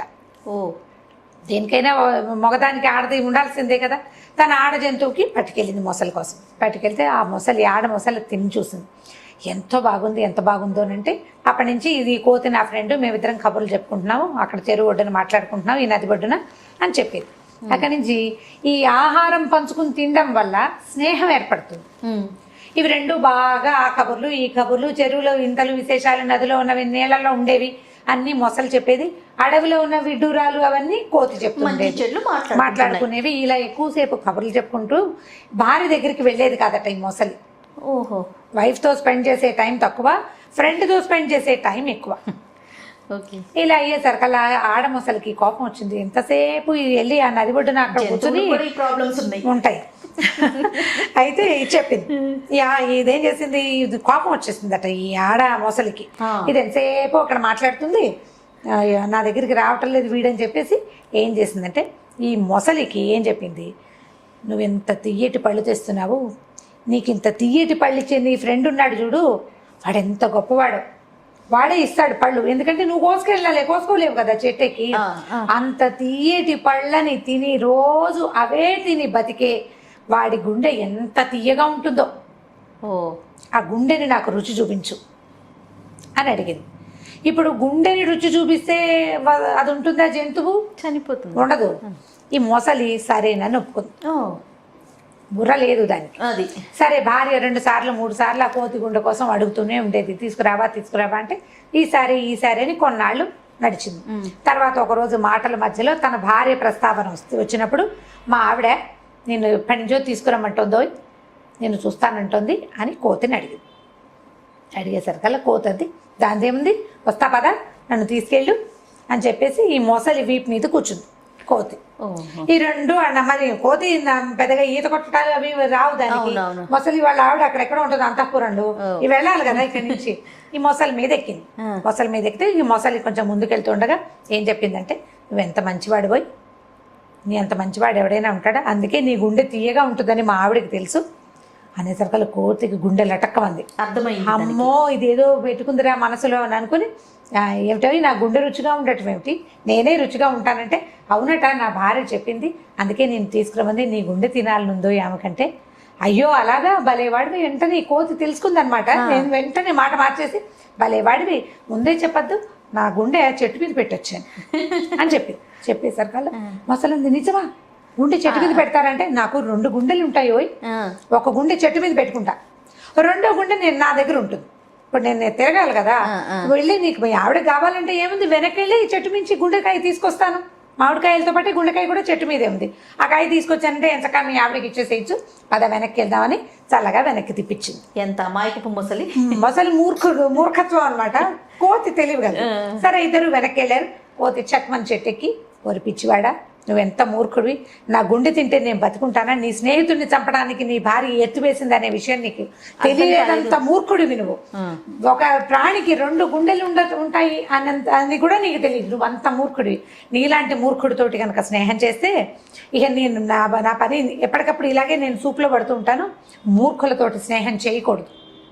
పైగా నీ బుద్ధి వేరు, నా ఇది వేరు. ఇప్పుడు నా మీద నీ కోపం రాగానే నువ్వు నోరు తెరిచి పళ్ళతో పట్టుకున్నావా, నేను చచ్చిపోతాను. తెలియక పొరపాటున నా జాతి కానివాడివి, మాంసాహారివైన నీతోటి స్నేహం చేశాను, నీతో ఇంకెప్పుడు స్నేహం చేయను, నువ్వు నన్ను పిలవద్దు, నేను నీ దగ్గరికి రానని చెప్పేసి ఆ మామిడి చెట్టు దిగి ఇంకో పక్కకి వెళ్ళిపోయింది. మొసలి ఏం పరిగెత్తినా దాన్ని పట్టుకోలేదు. నీటి మీద స్పీడ్గా వెళ్తుంది కానీ నేల మీద అంత బాగా నడవలేదు కదా, చెట్లెక్కలేదు. కోతిని పట్టుకోవడం దాని వశం అవ్వదు. అయ్యో అని తల బాదుకుని ఈ భార్య మాటలకి ప్రలోభపడి అనవసరంగా అమ్మాయి ఏదో ముద్దుగా చెప్పిందని అనుకున్నాను, కానీ నా స్నేహితుడిని దూరం చేస్తుందని నేను అనుకోలేదు. ఇలాంటి తెలివి తక్కువ పని చేసినందుకు వృధాగా స్నేహాన్ని పోగొట్టుకున్నానని బాధపడుతూ మొసలి వెనక్కి వెళ్ళిపోయింది. ఇంకా ఎప్పుడు కోతులు నీటిలో ఉన్న జంతువుల జోలికి వెళ్ళలేదట ఆ తర్వాత. దీంట్లో నీతి ఏంటంటే, స్నేహితుల నుంచి దూరం చేయడానికి భార్యలు కూడా ప్రయత్నిస్తారు అనేది ఒక నీతి ఒకటి. తర్వాత మన జాతి కనబడంటే మనలాంటి లైక్ మైండెడ్ పీపుల్ తోటే స్నేహం చేయాలి, కానీ జాతి అంటే ఇందులో వెంటనే వేరే అర్థాలు వచ్చేస్తాయి. అంత విపరీత అర్థం ఏం లేదు. లైక్ మైండెడ్ పీపుల్ తోటి, ఒకటే రకమైన ఆహార విహారాలు ఉన్న వాళ్ళతోటి స్నేహం చేయాలి. ఇప్పుడు మనం చూడండి, ఈ ఇంటర్నెట్లో ఫ్రెండ్షిప్, ఇప్పుడు ఫేస్బుక్ ఫ్రెండ్షిప్ చేస్తారు. ఈ ఇండియాలో ఉన్న అమ్మాయి ఫారెన్లో, సౌదీ అరేబియాలో ఎక్కడో ఉన్న అబ్బాయి, వీళ్ళిద్దరికీ ఫ్రెండ్షిప్. వాడు ఏదో చెప్తాడు, నాకు 30,000 కావాలి, 25 లక్షలు కావాలి, 20 లక్షలు కావాలి, 5 లక్షలు కావాలంటే వాళ్ళని నమ్మి అకౌంట్లలో వేసేస్తున్నారు డబ్బులు. అవునండి. ఇప్పుడు వాడెవరో జాతి, నేనెవరో జాతి అనే ఇంగితం ఉండడం లేదు. ఇప్పుడు మన దగ్గర లోకల్ జాతుల గురించి కాకుండా ఇలా విపరీతపు జాతుల గురించి జాగ్రత్త పడాలి కదా, జాగ్రత్త పడాలా. సో ఇలాంటి వాటిని స్నేహం చేసేటప్పుడు ఎలాంటి వాళ్ళతోటి స్నేహం చేయాలి. పైగా ఆల్రెడీ దెబ్బతిన్న వాళ్ళని మనం పేపర్లలో చూస్తాం, మన యూట్యూబ్ ఛానల్స్లో కూడా కనపడుతుంటాయి. అసలు సోషల్ మీడియాలో ఒక పెద్ద దుమారంలాగా రేగుతుంది. అవునండి. మళ్ళీ అదే పని ఎందుకు చేస్తారో జనాలు అర్థం కాదు. మళ్ళీ అవే పని చేస్తారు. ప్రతి వారం 10 రోజులకు ఒకసారి ఓ అబ్బాయి మోసపోయాడు లేదా ఓ అమ్మాయి మోసపోయింది దూరపు స్నేహాల వలన. ఫేస్బుక్లో ఫ్రెండ్షిప్, ఫేస్బుక్లో నాకు వచ్చింది, ఎవరో వచ్చారు, ఓ రిక్వెస్ట్ పెట్టాం, ఓకే అన్నాం, బాగానే ఉంది. ఎందుకు ముందుకెళ్తావు? వాడు ఏదో పెట్టాడు బాగుందను, దాని మీద ఎందుకు ముందుకెళ్తావు? ఎందుకు ముందుకెళ్ళాలి? నీకు ఇంకా మాట్లాడడానికి మనుషులు లేరా? మెషిన్లతో ఎందుకు మాట్లాడాలి? ఎప్పుడు ఫోన్లోనో లేకపోతే ట్యాబ్తోనో కంప్యూటర్తోనో ల్యాప్టాప్తోనో ఉంటే మనం మానవ సంబంధాలని మెషిన్ల ద్వారా ముందుకు తీసుకెళ్ళేసరికి మనకి తెలియకుండా పోతుంది. అదే నువ్వు నీ పక్క ఇంటి వాడితోటి ఫ్రెండ్షిప్ చెయ్యి, వాడి తరహా ఏమిటో, వాడి వేషం, వాడి రకం మీకు కనపడుతూ ఉంటాయి కదా కంటికి, అప్పుడు వదిలేయచ్చు మొదటే. ఇప్పుడు వేరే దేశంలో ఉన్నవాడితో స్నేహం చేసేటప్పుడు వదిలేసే అవకాశానికి నీకు అవకాశం ఏది వదిలేయడానికి? తెలియదు, నీకు అర్థం కాదు. అసలు మంచో చెడో తెలియదు కదా. మంచో చెడో తెలియదు. నీకు లైవ్గా చూడని దాన్ని ఎలా నమ్ముతాం? మనం నమ్మలేకపోతాం. ఈ విష్ణు శర్మ చెప్పిన ఏనాడో చెప్పిన పంచతంత్ర కథలు ఇప్పటికీ అప్లై అవుతున్నాయి జయ. ఇప్పటికీ తెలివి తక్కువగానే ఇప్పటికీ మోసపోతూనే ఉన్నారు జనం. ఈ కథలన్నీ కూడా మీరు మోసపోకండి, ఎవరైనా మోసపోతున్నారని తెలిస్తే వాళ్ళని హెచ్చరించండి అని చెప్పడానికి. దయచేసి ఈ కథలో నీతిని తీసుకోండి. ఏ కథ అయినా ఒక వర్డ్ ఎక్స్ట్రా వెళ్ళంగానే ఇది ఈ ఫలానాది చెప్పద్దు, ఫలానాది చెప్పండి, చెప్పిన గుడ్ కంటెంట్ని మీరు తీసుకోలేకపోతున్నారు. ఇది ఫలానా మాట అనకూడదు అన్న ఉద్దేశంలో ఉండకుండా ఉండండి. ఒక తెలియచేయండి, అంత ఎక్కువ తీవ్రంగా దాన్ని తీసుకోవద్దు. మొత్తం స్టోరీని వదిలేస్తున్నారు. కామెంట్ రూపంలో కూడా కొన్ని చూస్తుంటే కథలు వదిలేస్తే బాధ అనిపిస్తుంది రమ్మగారు, నాకు కూడాను. ఎందుకంటే ఇప్పుడు ఒక జాతి అనేది ఒకటి, అంటే అది కథలో ఉన్న విషయం మనం చెప్తున్నాం. అది ఒక రమ్మగారు లేకపోతే ఒక జయానో క్రియేట్ చేసింది. అంటే ఇప్పుడు దాకా చెప్పిన మొత్తం కథలన్నీ కూడా నేను చదివినవే గానీ వీటిలలో ఒక్కటి కూడా సొంత కథ కాదు, నేను రాసిన కథలు కాదు కదా. ఇప్పుడు నేను రాసిన కథలు నేనే చెప్పిందంటే నేను ఒక్కదాన్నే కనుక చెప్పిన కథలు, నేను మాట్లాడినవి, అవి నా సొంత భాష. ఒక చిన్న కంటెంట్ని తీసుకుని దాని మీద నేను అల్లింది తప్ప అది ఏది నా సొంతం కాదు. ఇప్పుడు కథలో మహామహులు రాసినవి, పెద్దవాళ్ళు ఎప్పటి కథలు వదిలేస్తున్నారు. ఈ వర్డే రాంగ్, ఇదే ఎందుకు తీసుకొస్తున్నారంటే మీరు దయచేసి కొంచెం బ్రాడ్ మైండెడ్ గా ఆలోచించండి. అంటే ఇప్పుడు కథను తీసుకోవాలి, ఇది కథనే తీసుకోవాలి. ఇప్పుడు జాతి గురించి అంటే జాతులు బయట వాళ్ళతో స్నేహాలు చేయడం ఎప్పుడు సేఫ్ కాదు. మనుషుల్ని చూసినప్పుడు స్నేహాలు తప్పకుండా. మనం అమెరికా వెళ్ళాం, అమెరికన్స్తో ఫ్రెండ్షిప్ చేయొచ్చు, వాళ్ళకి లైవ్గా వాళ్ళు మనకి కనపడతారు కదా. ఈ కథలో అయితే మిగతాది ఫ్రెండ్షిప్ వరకు ఆగితే ఏదైనా వెళ్ళనుకుంటండి. అదే ఎక్కడైనా మంచి, అది ఎక్కువ వెళ్ళకూడదు, ఎక్కువ వెళ్ళకుండా జాగ్రత్త పడితే బాగుంటుంది. రైట్, థ్యాంక్ యూ రమ్ గారు. ఓకే జయ. ఈ వీడియో కనుక మీకు నచ్చినట్లయితే లైక్ చేయండి, షేర్ చేయండి, మరిన్ని వీడియోస్ కోసం మా ఛానల్ని సబ్స్క్రైబ్ చేసుకోండి. నమస్తే రమ్ గారు. నమస్తే జయ. రమ్ గారు, పిల్లలు కొట్టుకున్నప్పుడు ముందు వాడు మాట్లాడితేనే నేను మాట్లాడతానని అట్లా అనుకుంటూ ఉంటారు. తర్వాత మనం ఏదైనా పని చెప్పామనుకోండి, ముందు తను చేస్తే నేను చేస్తానంటారు. ఏదైనా పంతం పెట్టుకుంటూ ఉంటారనమాట.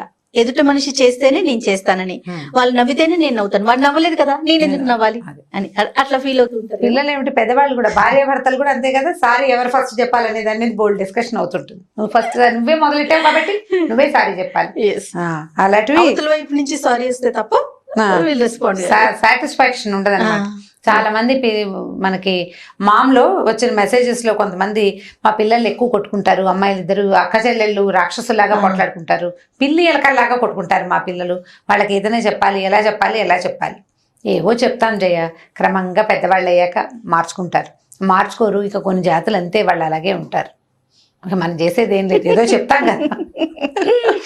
చిన్నప్పుడు ఈ పంతాల మీద కథలు ఉండేవి. అంటే నువ్వు మాట్లాడాలంటే నువ్వు మాట్లాడాలని చిన్న మంచి కథ చెప్తాను చూడండి. అంటే మరీ పెద్దవాళ్ళకి కాదు కానీ పిల్లలకి చెప్పడానికి బాగుంటుంది. మనకు కూడా ఇది ఒక సరదా కథ, ఒక ఇన్సిడెంట్ చెప్పడానికి. ఓ భార్య భర్త ఉన్నారు, వాళ్ళిద్దరికి పేర్లు పెడదాం ఉండండి, సుబ్బమ్మ సుబ్బయ్య అనుకుందాం, ఈజీగా ఉంటుంది.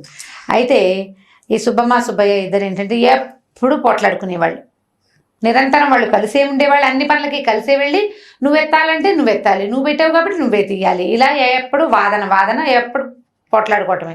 అసలు ఎంత వాదన అంటే అతి వాదన. వాళ్ళు ఆఖరికి కంచాలు ఎవరు పెట్టాలి, అన్నం ముందు నువ్వు ముందెందుకు తినేసావంటే నువ్వు ముందెందుకు తినేసావు, నేను వచ్చే లోపల నువ్వెందుకు తినేసావు, ఇలాంటి విషయాల మీద కూడా పోట్లాడుకుంటూ ఉండేవాళ్ళు.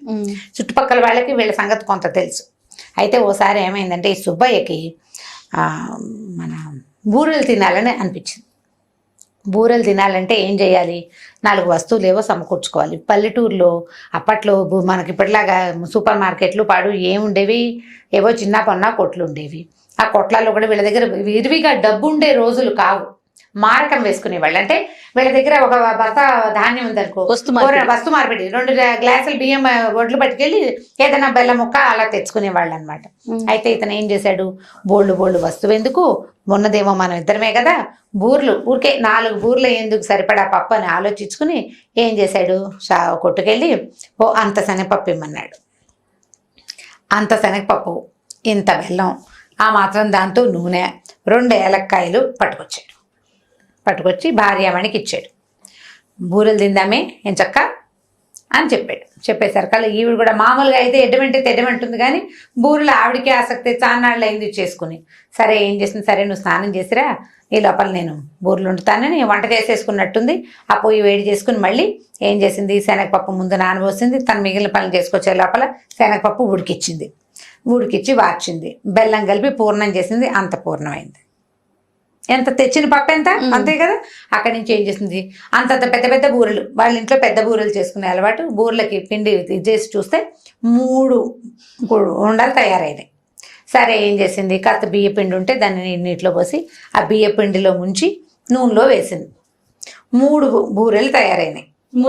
మూడే మూడు. మరి వాళ్ళు తెచ్చుకున్న పని ఎంత, ఒక్కొక్కటి అంతంతున్నాయి. ఉండేసరికల్లా ఈ 3 బూరెల్లో ఏమన్నాడు, ఆ భర్త గారి వచ్చాడు, ఎంత బాగున్నాయి బూరెలు, భలేగా ఉన్నాయి అని చెప్పేసి 2 నాకు 1 నీకు అన్నాడు. ఆవిడ బాగానే ఉంది, పని అంతా చేసింది నేను కదా, ఈ పప్పు చచ్చేలా, అది ఎంత పప్పే చచ్చేలా రుబ్బలేదా, పొయ్యి దగ్గర కూర్చుని సెగకి ఆ కాకకి కూర్చోలేదా, నూనె పని ఎంత కష్టం, నూనెలో వేస్తుంటే వేలు కూడా చురికింది చూసుకో నాకు, కాబట్టి 2 నావి 1 నీది. ఆయన అన్నాడు, అసలు బూరెల ఐడియా నాది మొదటిది, బూరెలకి సామాన్లు తెచ్చింది నేను, తర్వాత ఈ ఇల్లు నాది, ఈ పొయ్యి నాది, ఆ నిప్పులు నావి, అన్నీ నావే, కాబట్టి 2 నాకు 1 నీకు అనేసరికల్లా ఈక దాని మీద రగడ పెరిగింది. అన్నాలు తినేశారు, ఈ బూరెలు రెడీగా పెట్టి కూర్చున్నారు. అయితే ఏమంది ఈవిడంది, క్షణం నోరు మూతపడదు నీకు, నువ్వు నోరు మూసి కూర్చో, అప్పుడు నీకు దక్కుతుంది లేదు. ఆయన అన్నాడు, అయితే నువ్వు నోరు మూసి కూర్చో చూద్దాం, నువ్వు మాత్రం నీ నోరు మాత్రం మూతపడుతుందా, నువ్వు ఎటువంటో ప్రతిదానికి కయ్యానికి కాలు చూపుతావు అని వాదించుకున్నారు. తర్వాత చివరికి ఏం నిశ్చయించుకున్నారు, ముందు ఎవరు మాట్లాడితే వాళ్ళకి 2, ఫస్ట్ ఎవరైనా నోరు తెచ్చి మాట్లాడేశారా వాళ్ళకి 2 బూరెలు, వాళ్ళకి 2 బూరెలు కాదు, మాట్లాడిన వాళ్ళకి 1 బూరె, ఎవరు ఎక్కువసేపు నిశ్శబ్దంగా ఉంటే వాళ్ళకి 2 బూరెలు, నువ్వు నోరు తెచ్చావా నువ్వు ఓడిపోయినట్టే అని పందెం పెట్టుకున్నారు. సరే బాగుంది, ఇద్దరు కామ్గా బూరెల్ని పక్కన పెట్టుకున్నారు, పడుకున్నారు. మధ్యాహ్నం అయింది, మాట్లాడకుండా కూర్చున్నారు. ఒకరితో ఒకళ్ళు మాట్లాడుకోవట్లా. గొడ్డుని ఆఖరి ఎహే ఓహై కూడా అన్నం మానేశారు వాళ్ళు.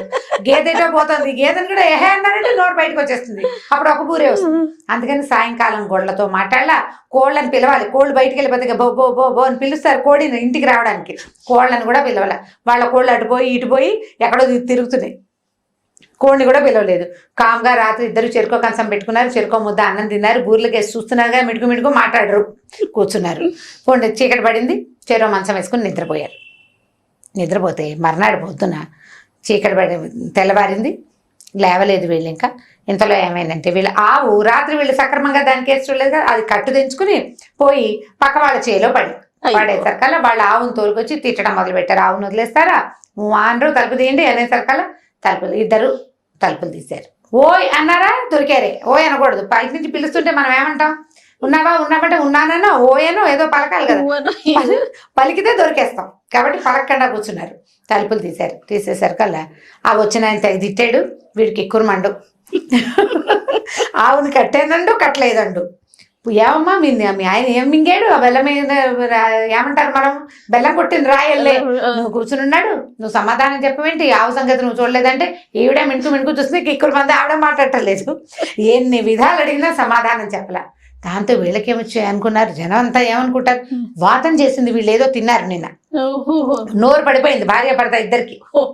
ఇప్పుడు ఒకళ్ళకి పడిపోయింది అనుకో, వాళ్ళకి జబ్బు చేసినట్టు. ఇద్దరికి నోరు పడిపోతే వీళ్ళు తిన్న ఆహారమే విషాహారమో కలుషితాహారమో వాతమో పైత్యమో ఏదో చేసింది. అందుకని ఇట్లా బిగుసిపోయారు. అనరు అనరు, కదులుతున్నారు అటు ఇటు, రావట్లేదంటే నోళ్ళు పడిపోయినాయి వీళ్ళకి. దాంతో ఇక ఏం చేయాలి, అంతా తర్జన భర్జన పట్టినారు. పల్లెటూళ్ళలో ఏముంది, ఒక ఇంట్లో ప్రాబ్లం ఉంటే మిగిలిన జనం అంతా అక్కడ చేరతారు. వీళ్ళ పక్కింటి ముసలమ్మకి వీళ్ళ సంగతి బాగా తెలుసు. వీళ్ళు కొట్టు చావటం, ఒరే అది కాదర్రా, వీళ్ళ దగ్గర వీళ్ళకి ఒక వైద్యం చేయాలి వీళ్ళకని చెప్పి ఏం చేసింది, పోయి పొయ్యిలోంచి ఒక అంత కొరకచ్చ ఒకటి పట్టుకొచ్చి ఒక పుల్ల కాలిన పుల్ల పట్టుకొచ్చి ముందు ఆ మొగుడు చేతికి అంటించింది, సుబ్బయ్య చేతికి కెవ్వమనడమో అన్నాడు. అనగానే ఈవిడ ఈ పెళ్ళ సుబ్బమ్మ అంటుంది, ఏ నువ్వు ముందు మాట్లాడావు, 2 నాకు 1 నీకు అని అనేసరికల్లా ఈవిడికి ఏమర్థమైంది, ఓ దానికి 2 వాతలు పెట్టమంటుందని ఈ పక్కింటి మామగారు 2 చోట్ల అంటించింది.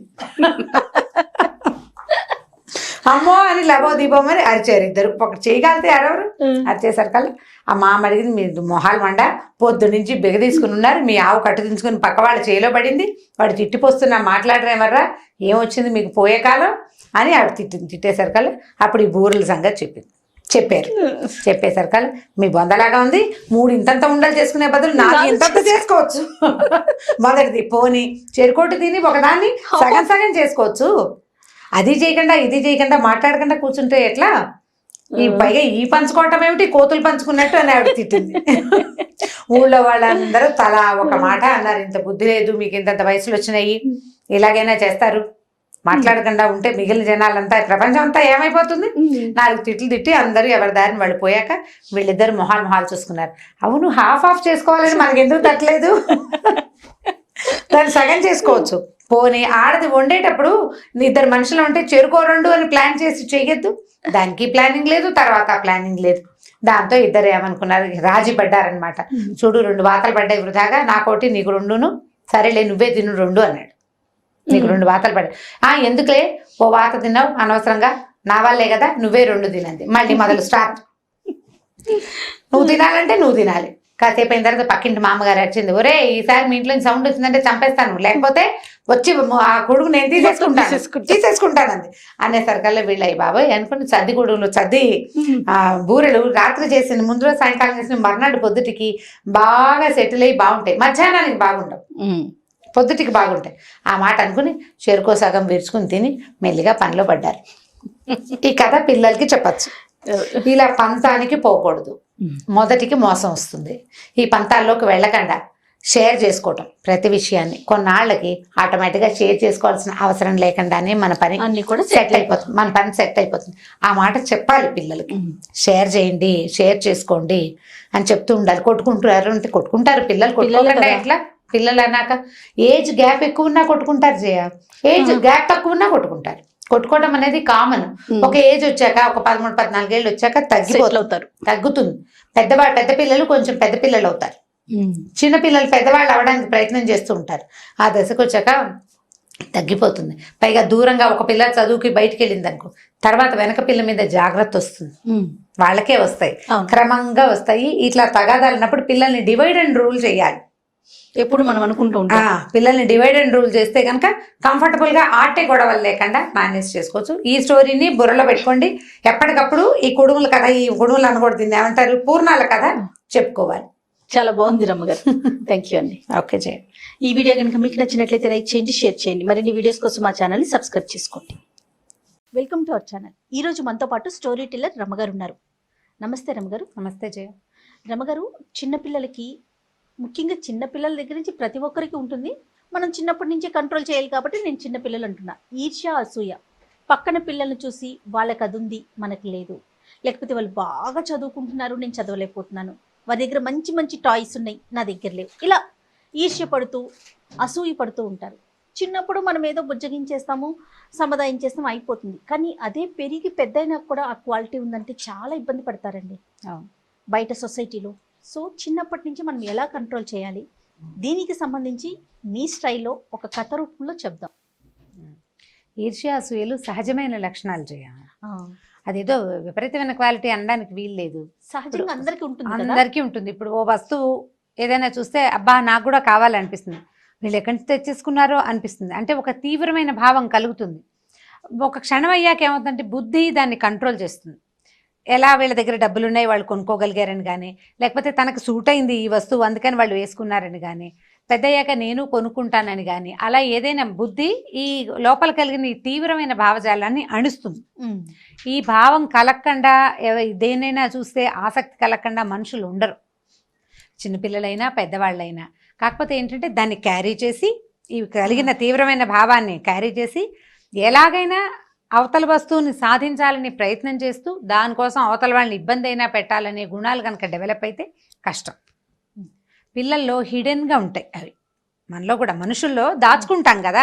నాకు కుళ్ళుగా ఉంది, నేను చూస్తే నాకు కుళ్ళుగా ఉందని ఎవరు చెప్పరు. నువ్వు భలే బాగున్నావు అంటారు.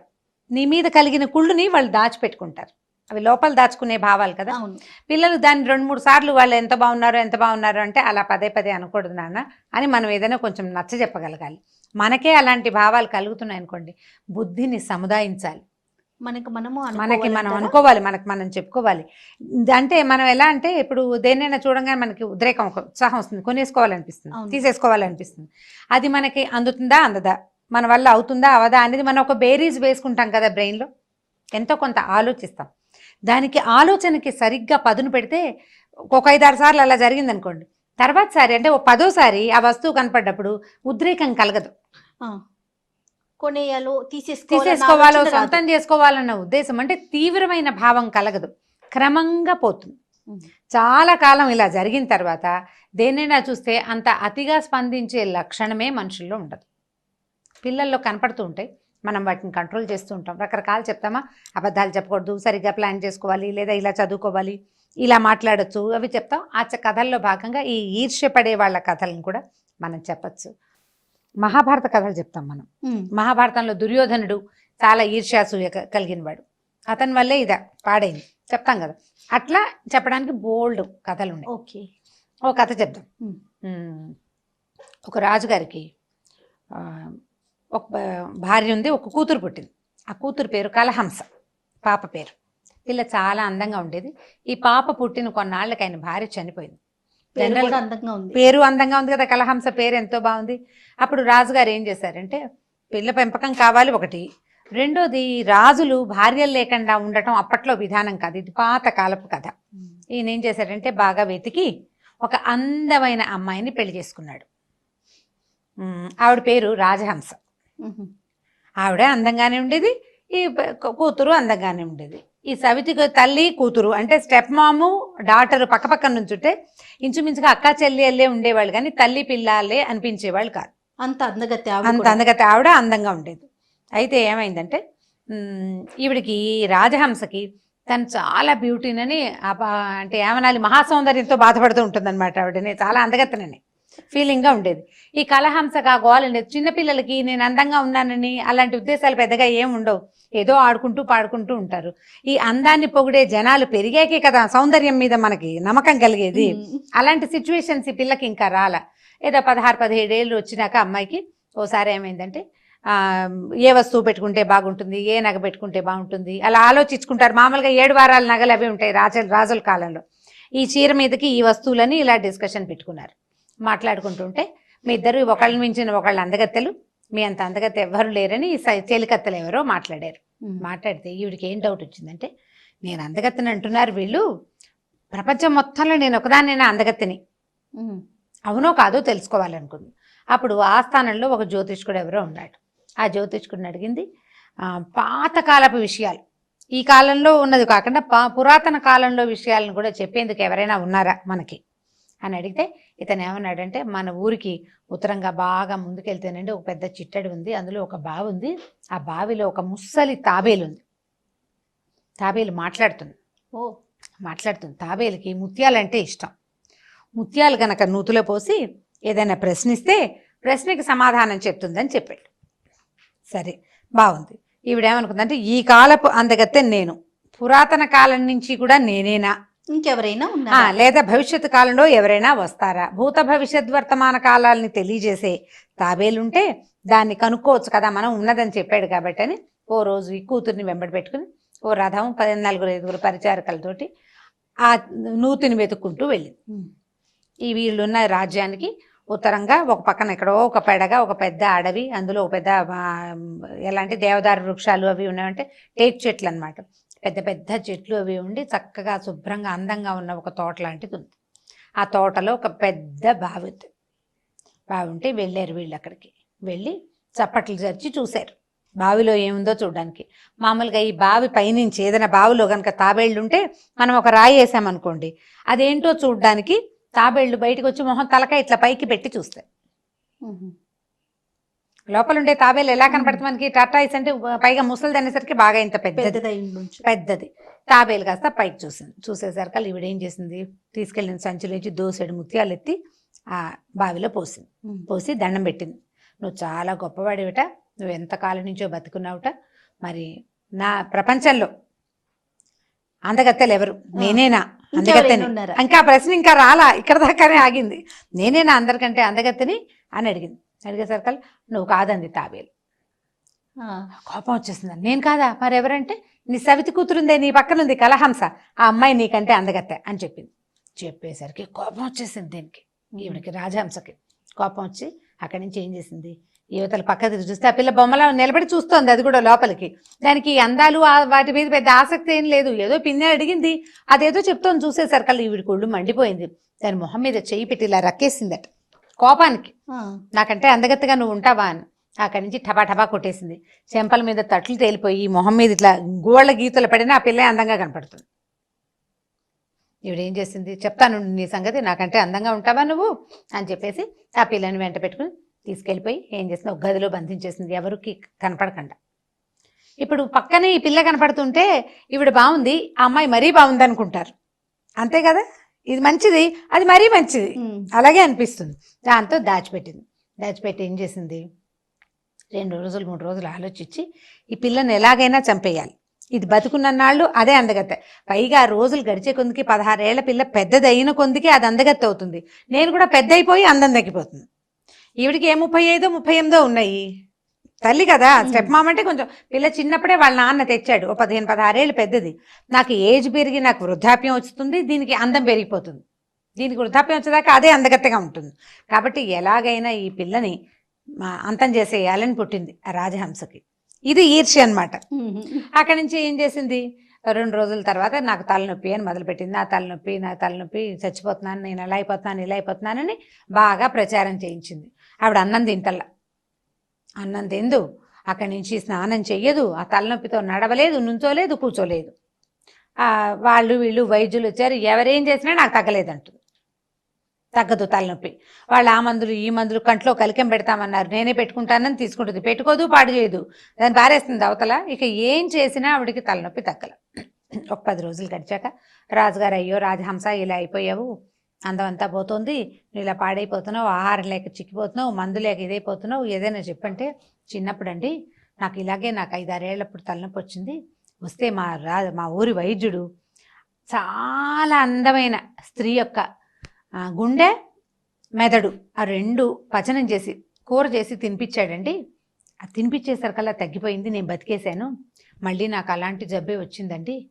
చాలా అందమైన స్త్రీ ఎవరైనా వాళ్ళని చంపి గుండె మెదడు 2 గనక వండి కూర చేసి కనుక పెడితే నేను బతుకుంటాను అనేసరికి నేను నిర్ఘాంతపోయాడు. ఏమిటి, మనిషి మాంసమా అంటే మరి వైద్యానికి తప్పదు కదండి, వైద్యానికి ఏదైనా గొర్రె మెదడులు తింటారు మనుషులు, తర్వాత మామూలుగా మేకల మెదడు కూడా తింటారు కదా, బ్రెయిన్, అలాగే ఇది కూడా వైద్యానికి మరి తప్పదు, మరి ఏం చేయను, నా తలనొప్పి చూడండి ఎలా అయిపోయానో, నాకు అసలు ఎంతో బాధగా ఉంది, మన రాజ్యంలో అత్యంత అందగత్తె మనమ్మాయే, క్లూ కూడా చెప్పేసింది, మనమ్మాయే అందరికంటే అందగత్తె, పాపం నా చేతులు రావట్లేదు కానీ ఆ పిల్ల వస్తే కానీ నేను బతకను, మీ ఇష్టం, మీ కూతురు కావాలో భార్య కావాలో తేల్చుకోండి. ఇలాగే ఈ తలనొప్పితో కుంగి కృషించి కునారెళ్ళిపోయి నేను చచ్చిపోతాను, పెళ్ళానికి వైద్యం కూడా చేయించలేదనే చెడ్డ పేరు మీకు వస్తుంది, వైద్యం తెలిసి కూడా చేయించలేదని ప్రచారం అవుతుంది. ఇప్పుడు నేను చెప్పా కదా, ఫలానా పని చేస్తే నా జబ్బు తగ్గిపోతుందని చెప్పాను, అయినా కూడా మీరు చేయటం లేదంటే మీ సంగతి మీరు ఆలోచించుకుంటుంది. ఇంకేం చేయాలో అర్థం కాలే, పిల్లని చంపేయటానికి చూస్తుంది ఇది అని అర్థమైపోయింది ఆయనకి. సరే, ఒక 5-6 రోజుల తర్వాత ఏం చేశాడు, ఆ కూతురు దగ్గరికి వెళ్ళాడు. ఆ మొహం మీద గీతలు, చెంపల మీద తట్లు కనపడుతున్నాయి ఆ పిల్లకి.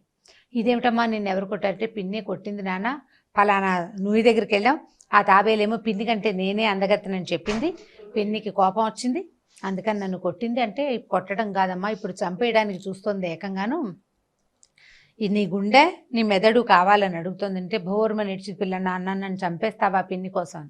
అయ్యో ఎందుకు చంపుతానమ్మా, ఏదైనా ఉపాయం ఆలోచిస్తానని ఈయన ఏం చేశాడు, అక్కడి నుంచి పక్క దేశపు రాజుగారు ఈయనకి ఫ్రెండ్, ఆ ఫ్రెండ్కి కబురు చేశాడు, ఏంటంటే ఒక దశలో వాళ్ళిద్దరు చదువుకునేటప్పుడు నీకు ఆడపిల్ల పుడితే మా అబ్బాయికి మాకు ఆడపిల్ల పుడితే మీ అబ్బాయికి ఇస్తానని మాట్లాడుకున్నారు. మా పిల్ల తయారుగా ఉంది, మీ అబ్బాయిని పంపిస్తే రహస్యంగా పెళ్లి చేసి పంపిస్తాను, నాకు ఇక్కడ ఒక సమస్య ఉందని ఆయనకు ఒక ఉత్తరం రాసి పంపించాడు. పంపించేసరికల్లా ఆ పెళ్లి కొడుకు కాస్త సూరసేనుడు వచ్చేసాడు ఈ పిల్లని తీసుకెళ్ళటానికి. రహస్యంగా అంతఃపురంలో ఎవరికి కనపడకుండా తూతూ మంత్రంగా పెళ్లి చేసేసి పిల్లనిచ్చి పంపించేశాడు. పంపేశాడు. మరి ఇక్కడే ఉంటే పిల్ల చంపేస్తుంది, ఈయనతోటి కాకపోతే ఇంకో రకంగా అయినా చంపడానికి రెడీగానే ఉంది. పంపించేశాడు. పంపించి ఏం చేశాడు, వీళ్ళ తలార్లని ఇద్దరిని పిలిచి, ఒరే కాస్త పెద్ద సైజు గొర్రెపోతుంది వెతికి దాని గుండె దాని మెదడు పట్టుకురండిరా అని చెప్పి గుండె మెదడు తెప్పించాడు. గొర్రెకేముంది, బోళ్ళు గొర్రెలు. అక్కడి నుంచి కూర పదార్థం చేయించి ఏడుస్తూ ఆ కూరను పుచ్చుకొచ్చి ఈవిడికి చేతిలో పెట్టాడు. అమ్మాయిని చంపించేశాను, ఇదిగో గుండె కూర, ఇదిగో మెదడు కూర, ఇవి రెండు తిని నువ్వు ఆరోగ్యం సంతరించుకో. పిల్ల కూడా వెళ్ళేటప్పుడు చచ్చిపోతూ నాన్న పిన్ని జాగ్రత్త, ఆరోగ్యం జాగ్రత్త నీ పేరే చెప్పింది అని చెప్పాడు. ఈవిడేం చేసింది, అమ్మయ్య కలహంస బెడద వదిలిపోయింది అనుకుని ఆ రెండు కూరలు చక్కగా ఆరగించి సరిపోయింది, హాయిగా ఉంది అంటే ఇక దాని గుండె మెదడు తినేస్తే ఇంకా బతికుండదనమాట గ్యారంటీగా అని సంతోషంగా ఉంది. కొన్నాళ్ళు గడిచింది. ఈ వెళ్ళిపోయిన పెళ్లి కూతురు సూరసేనుడితో పాటు వెళ్ళిపోయింది కదా పక్క రాజ్యానికి, హ్యాపీగా భర్తతో సుఖంగా ఉంది అక్కడ. ఈ కొన్నాళ్ళు ఒక సంవత్సరం గడిచింది. గడిచాక ఈ రాజహంసకి మళ్ళీ పోయి ఆ తాబేలుని చూద్దామనిపించింది. ఒకవేళ ఈ ఏడాదిలో ఎవరైనా చంటిపిల్ల పుట్టుంటే నాకంటే అందగత్తే కనుక్కుందాం అనుకుంది. వెళ్ళింది. వెళ్ళేసరికల్లా ఏం చేసింది, ఓ దోసెడు ముత్యాలు పట్టుకెళ్ళి నూతులు పోసి నాకంటే అందగత్తే ఎవరైనా ఉన్నారనితే, లేకే నీ కూతురుంది కదా కలహంస అంది. అనేసరికి తెల్లబోయింది. కలహంస ఎక్కడుంది, కలహంసని ఏనాడో చంపేశానంటే నీ మొహం చంపావు, అడవి గొర్రె గుండె మెదడు పట్టుకొచ్చాడు నీ భర్త, నువ్వు అవి తిన్నావు. కలహంస సూరసేనుని పెళ్లి చేసుకుని మీ పక్క రాజ్యంలో సంతోషంగా ఉంది. ఆ అమ్మాయే నీకంటే అందగత్తని వెళ్ళిపోయింది తాబేలు. ఆ అమ్మాయి ఇది ఏం చేసింది, అయ్యో రాజుగారు ఎంత పని చేశాడని పరిగెత్తుకుంటూ ఇంటికి వచ్చి భర్తను కాలుచుకుని, అబ్బా మీరు ఎంత గొప్పవాళ్ళండి, ఏదో వైద్యం కోసం అమ్మాయిని చంపమన్నాను కానీ లేకపోతే ఎందుకంటాను, మన పిల్ల బతికే ఉందని అర్థమై తెలిసిపోయింది నాకు. చక్కగా మంచి సూరసేనుని పెళ్లి చేసుకుని మంచి రాజు, మంచి యువరాజుని పెళ్లి చేశారు, చాలా మంచి పని చేశారు, నాకు ఎంతో సంతోషంగా ఉంది. నాకు ఇప్పుడు పిల్లని కంటితో చూసేయకపోతే నాకు నిద్ర పట్టదండి, ఓసారి వెళ్ళి పిల్లని చూసొస్తానంది. ఈయనకి భయంగానే ఉంది కానీ ఆవిడ ధోరణి చూస్తే మారిపోయినట్టే ఉంది కదా అని ఏం చేశాడు, పంపించాడు. కాశీరాజ్యం పక్కన కాశీరాజ్యం అనుకుంటే ఆ రాజ్యానికి వెళ్ళింది. వెళ్ళేసరికల్లా ఈ భార్యాభర్త పైన ఎక్కడో సౌధం మీద పైన నుంచుని కబుర్లు చెప్పుకుంటుండగా ఉత్తరం వచ్చింది. ఉత్తరం వెనకాల దూరంగా రథం వస్తున్నట్టు కనపడుతోంది. ముందు గుర్రం వద్ద ఒకటి తెచ్చాడు ఉత్తరం.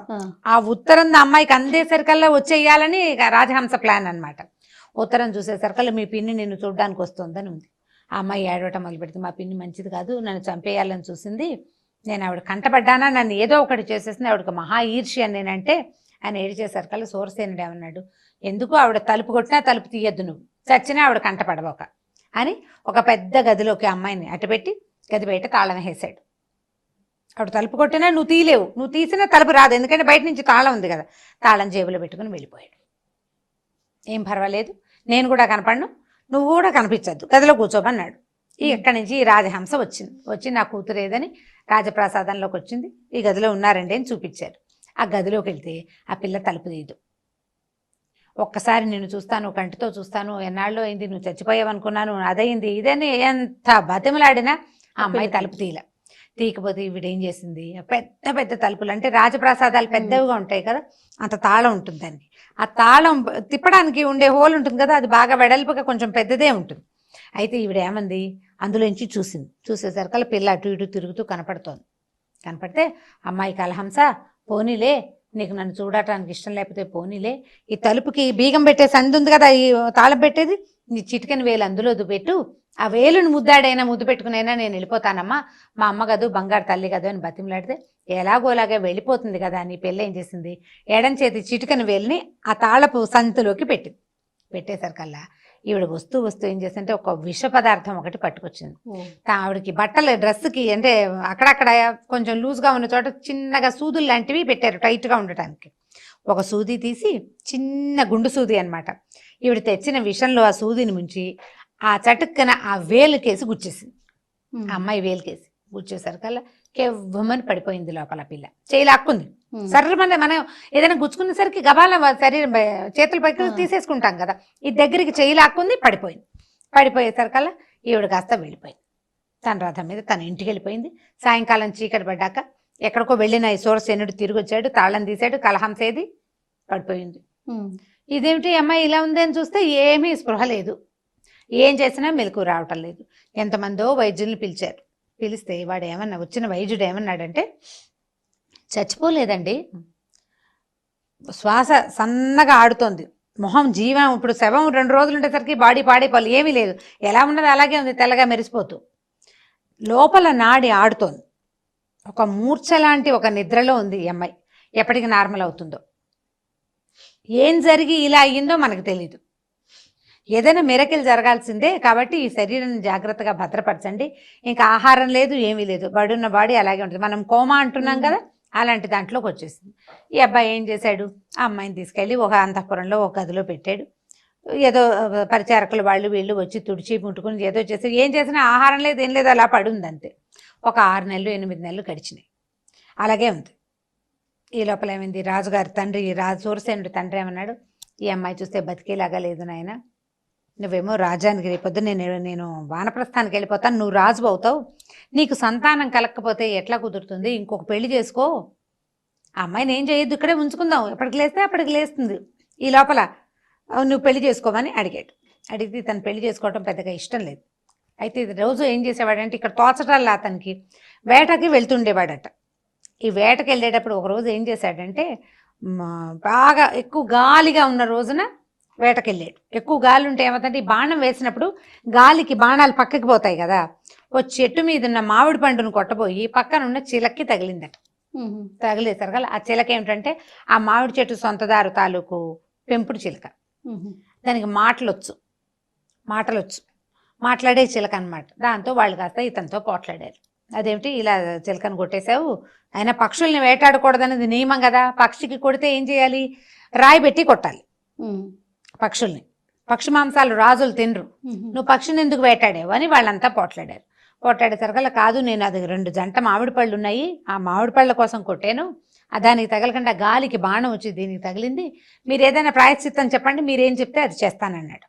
అనేసరికల్లా వాళ్ళందరూ ఏమన్నారు, తలా ఒక మాట మాట్లాడారు. ఈ చిలక ఎవరిదైతే ఉందో, ఏ అమ్మాయిదైతే ఉందో ఆ అమ్మాయి తాలూకు తండ్రి అన్నాడు, మా పిల్లని పెళ్లి చేసుకో అన్నాడు. అనేసరికల్లా ఇతను ఏమనుకున్నాడు, సరే తండ్రి ఎలాగో పెళ్లి చేసుకోమంటున్నాడు, రాజకుమార్తెలను ఎవరినైనా తెస్తే ఈ కలహంసను సరిగా చూస్తారో చూడరో, ఇలా పల్లె పిల్లని తీసుకెళ్తే ఇది బాగా చూసుకుంటుందేమోనని ఆ పిల్లని పెళ్లి చేసుకోవడానికి ఒప్పుకున్నాడు. ఆ అమ్మాయి పేరు కస్తూరి. అయితే ఆ కస్తూరిని తెచ్చుకున్నాడు, పెళ్లి చేసుకుని. సరే ఎవరో ఒకరిని పెళ్లి చేసుకున్నాడు లేని వాళ్ళ నాన్న రాజకుమార్తె కాపోయినా కూడా ఓకే అనేసాడు. ఆ కస్తూరి బాగా యాక్టివ్గా ఉండేది, మంచి పిల్ల అనమాట. ఈ రాజప్రాసాదంలో పావురాలని, నెమళ్ళని, చిలకలన్నీ ఉంటే అన్నిటికీ మాటలు పాటలు అవి ఇవి నేర్పిస్తూ సరదాగా తిరుగుతుంటే ఈ పెద్ద పెద్ద బిల్డింగ్లు కదా రాజుగారివి, ఒక్కో గది చూసుకుంటూ తిరిగేది. అయితే ఏమైంది, ఒకరోజు ఒక మేడ మీద ఒక మూల గది చక్కగా పువ్వులు గివ్వులు కట్టున్నాయి కానీ దానికి తాళం లేదు, తలుపేసింది. తోసింది, తలుపు రాల. చూసి అక్కడి నుంచి చిలకత్తలందరినీ అడిగింది, దీనికి తాళాలు ఎక్కడున్నాయంటే, మన ఎవరి దగ్గర ఉండవండి, అయ్యగారి దగ్గరే ఉంటాయి, ఆయనే అప్పుడప్పుడు తలుపు తీసి లోపలికి వెళ్తారు, బయటకు వస్తారు అని చెప్పారు.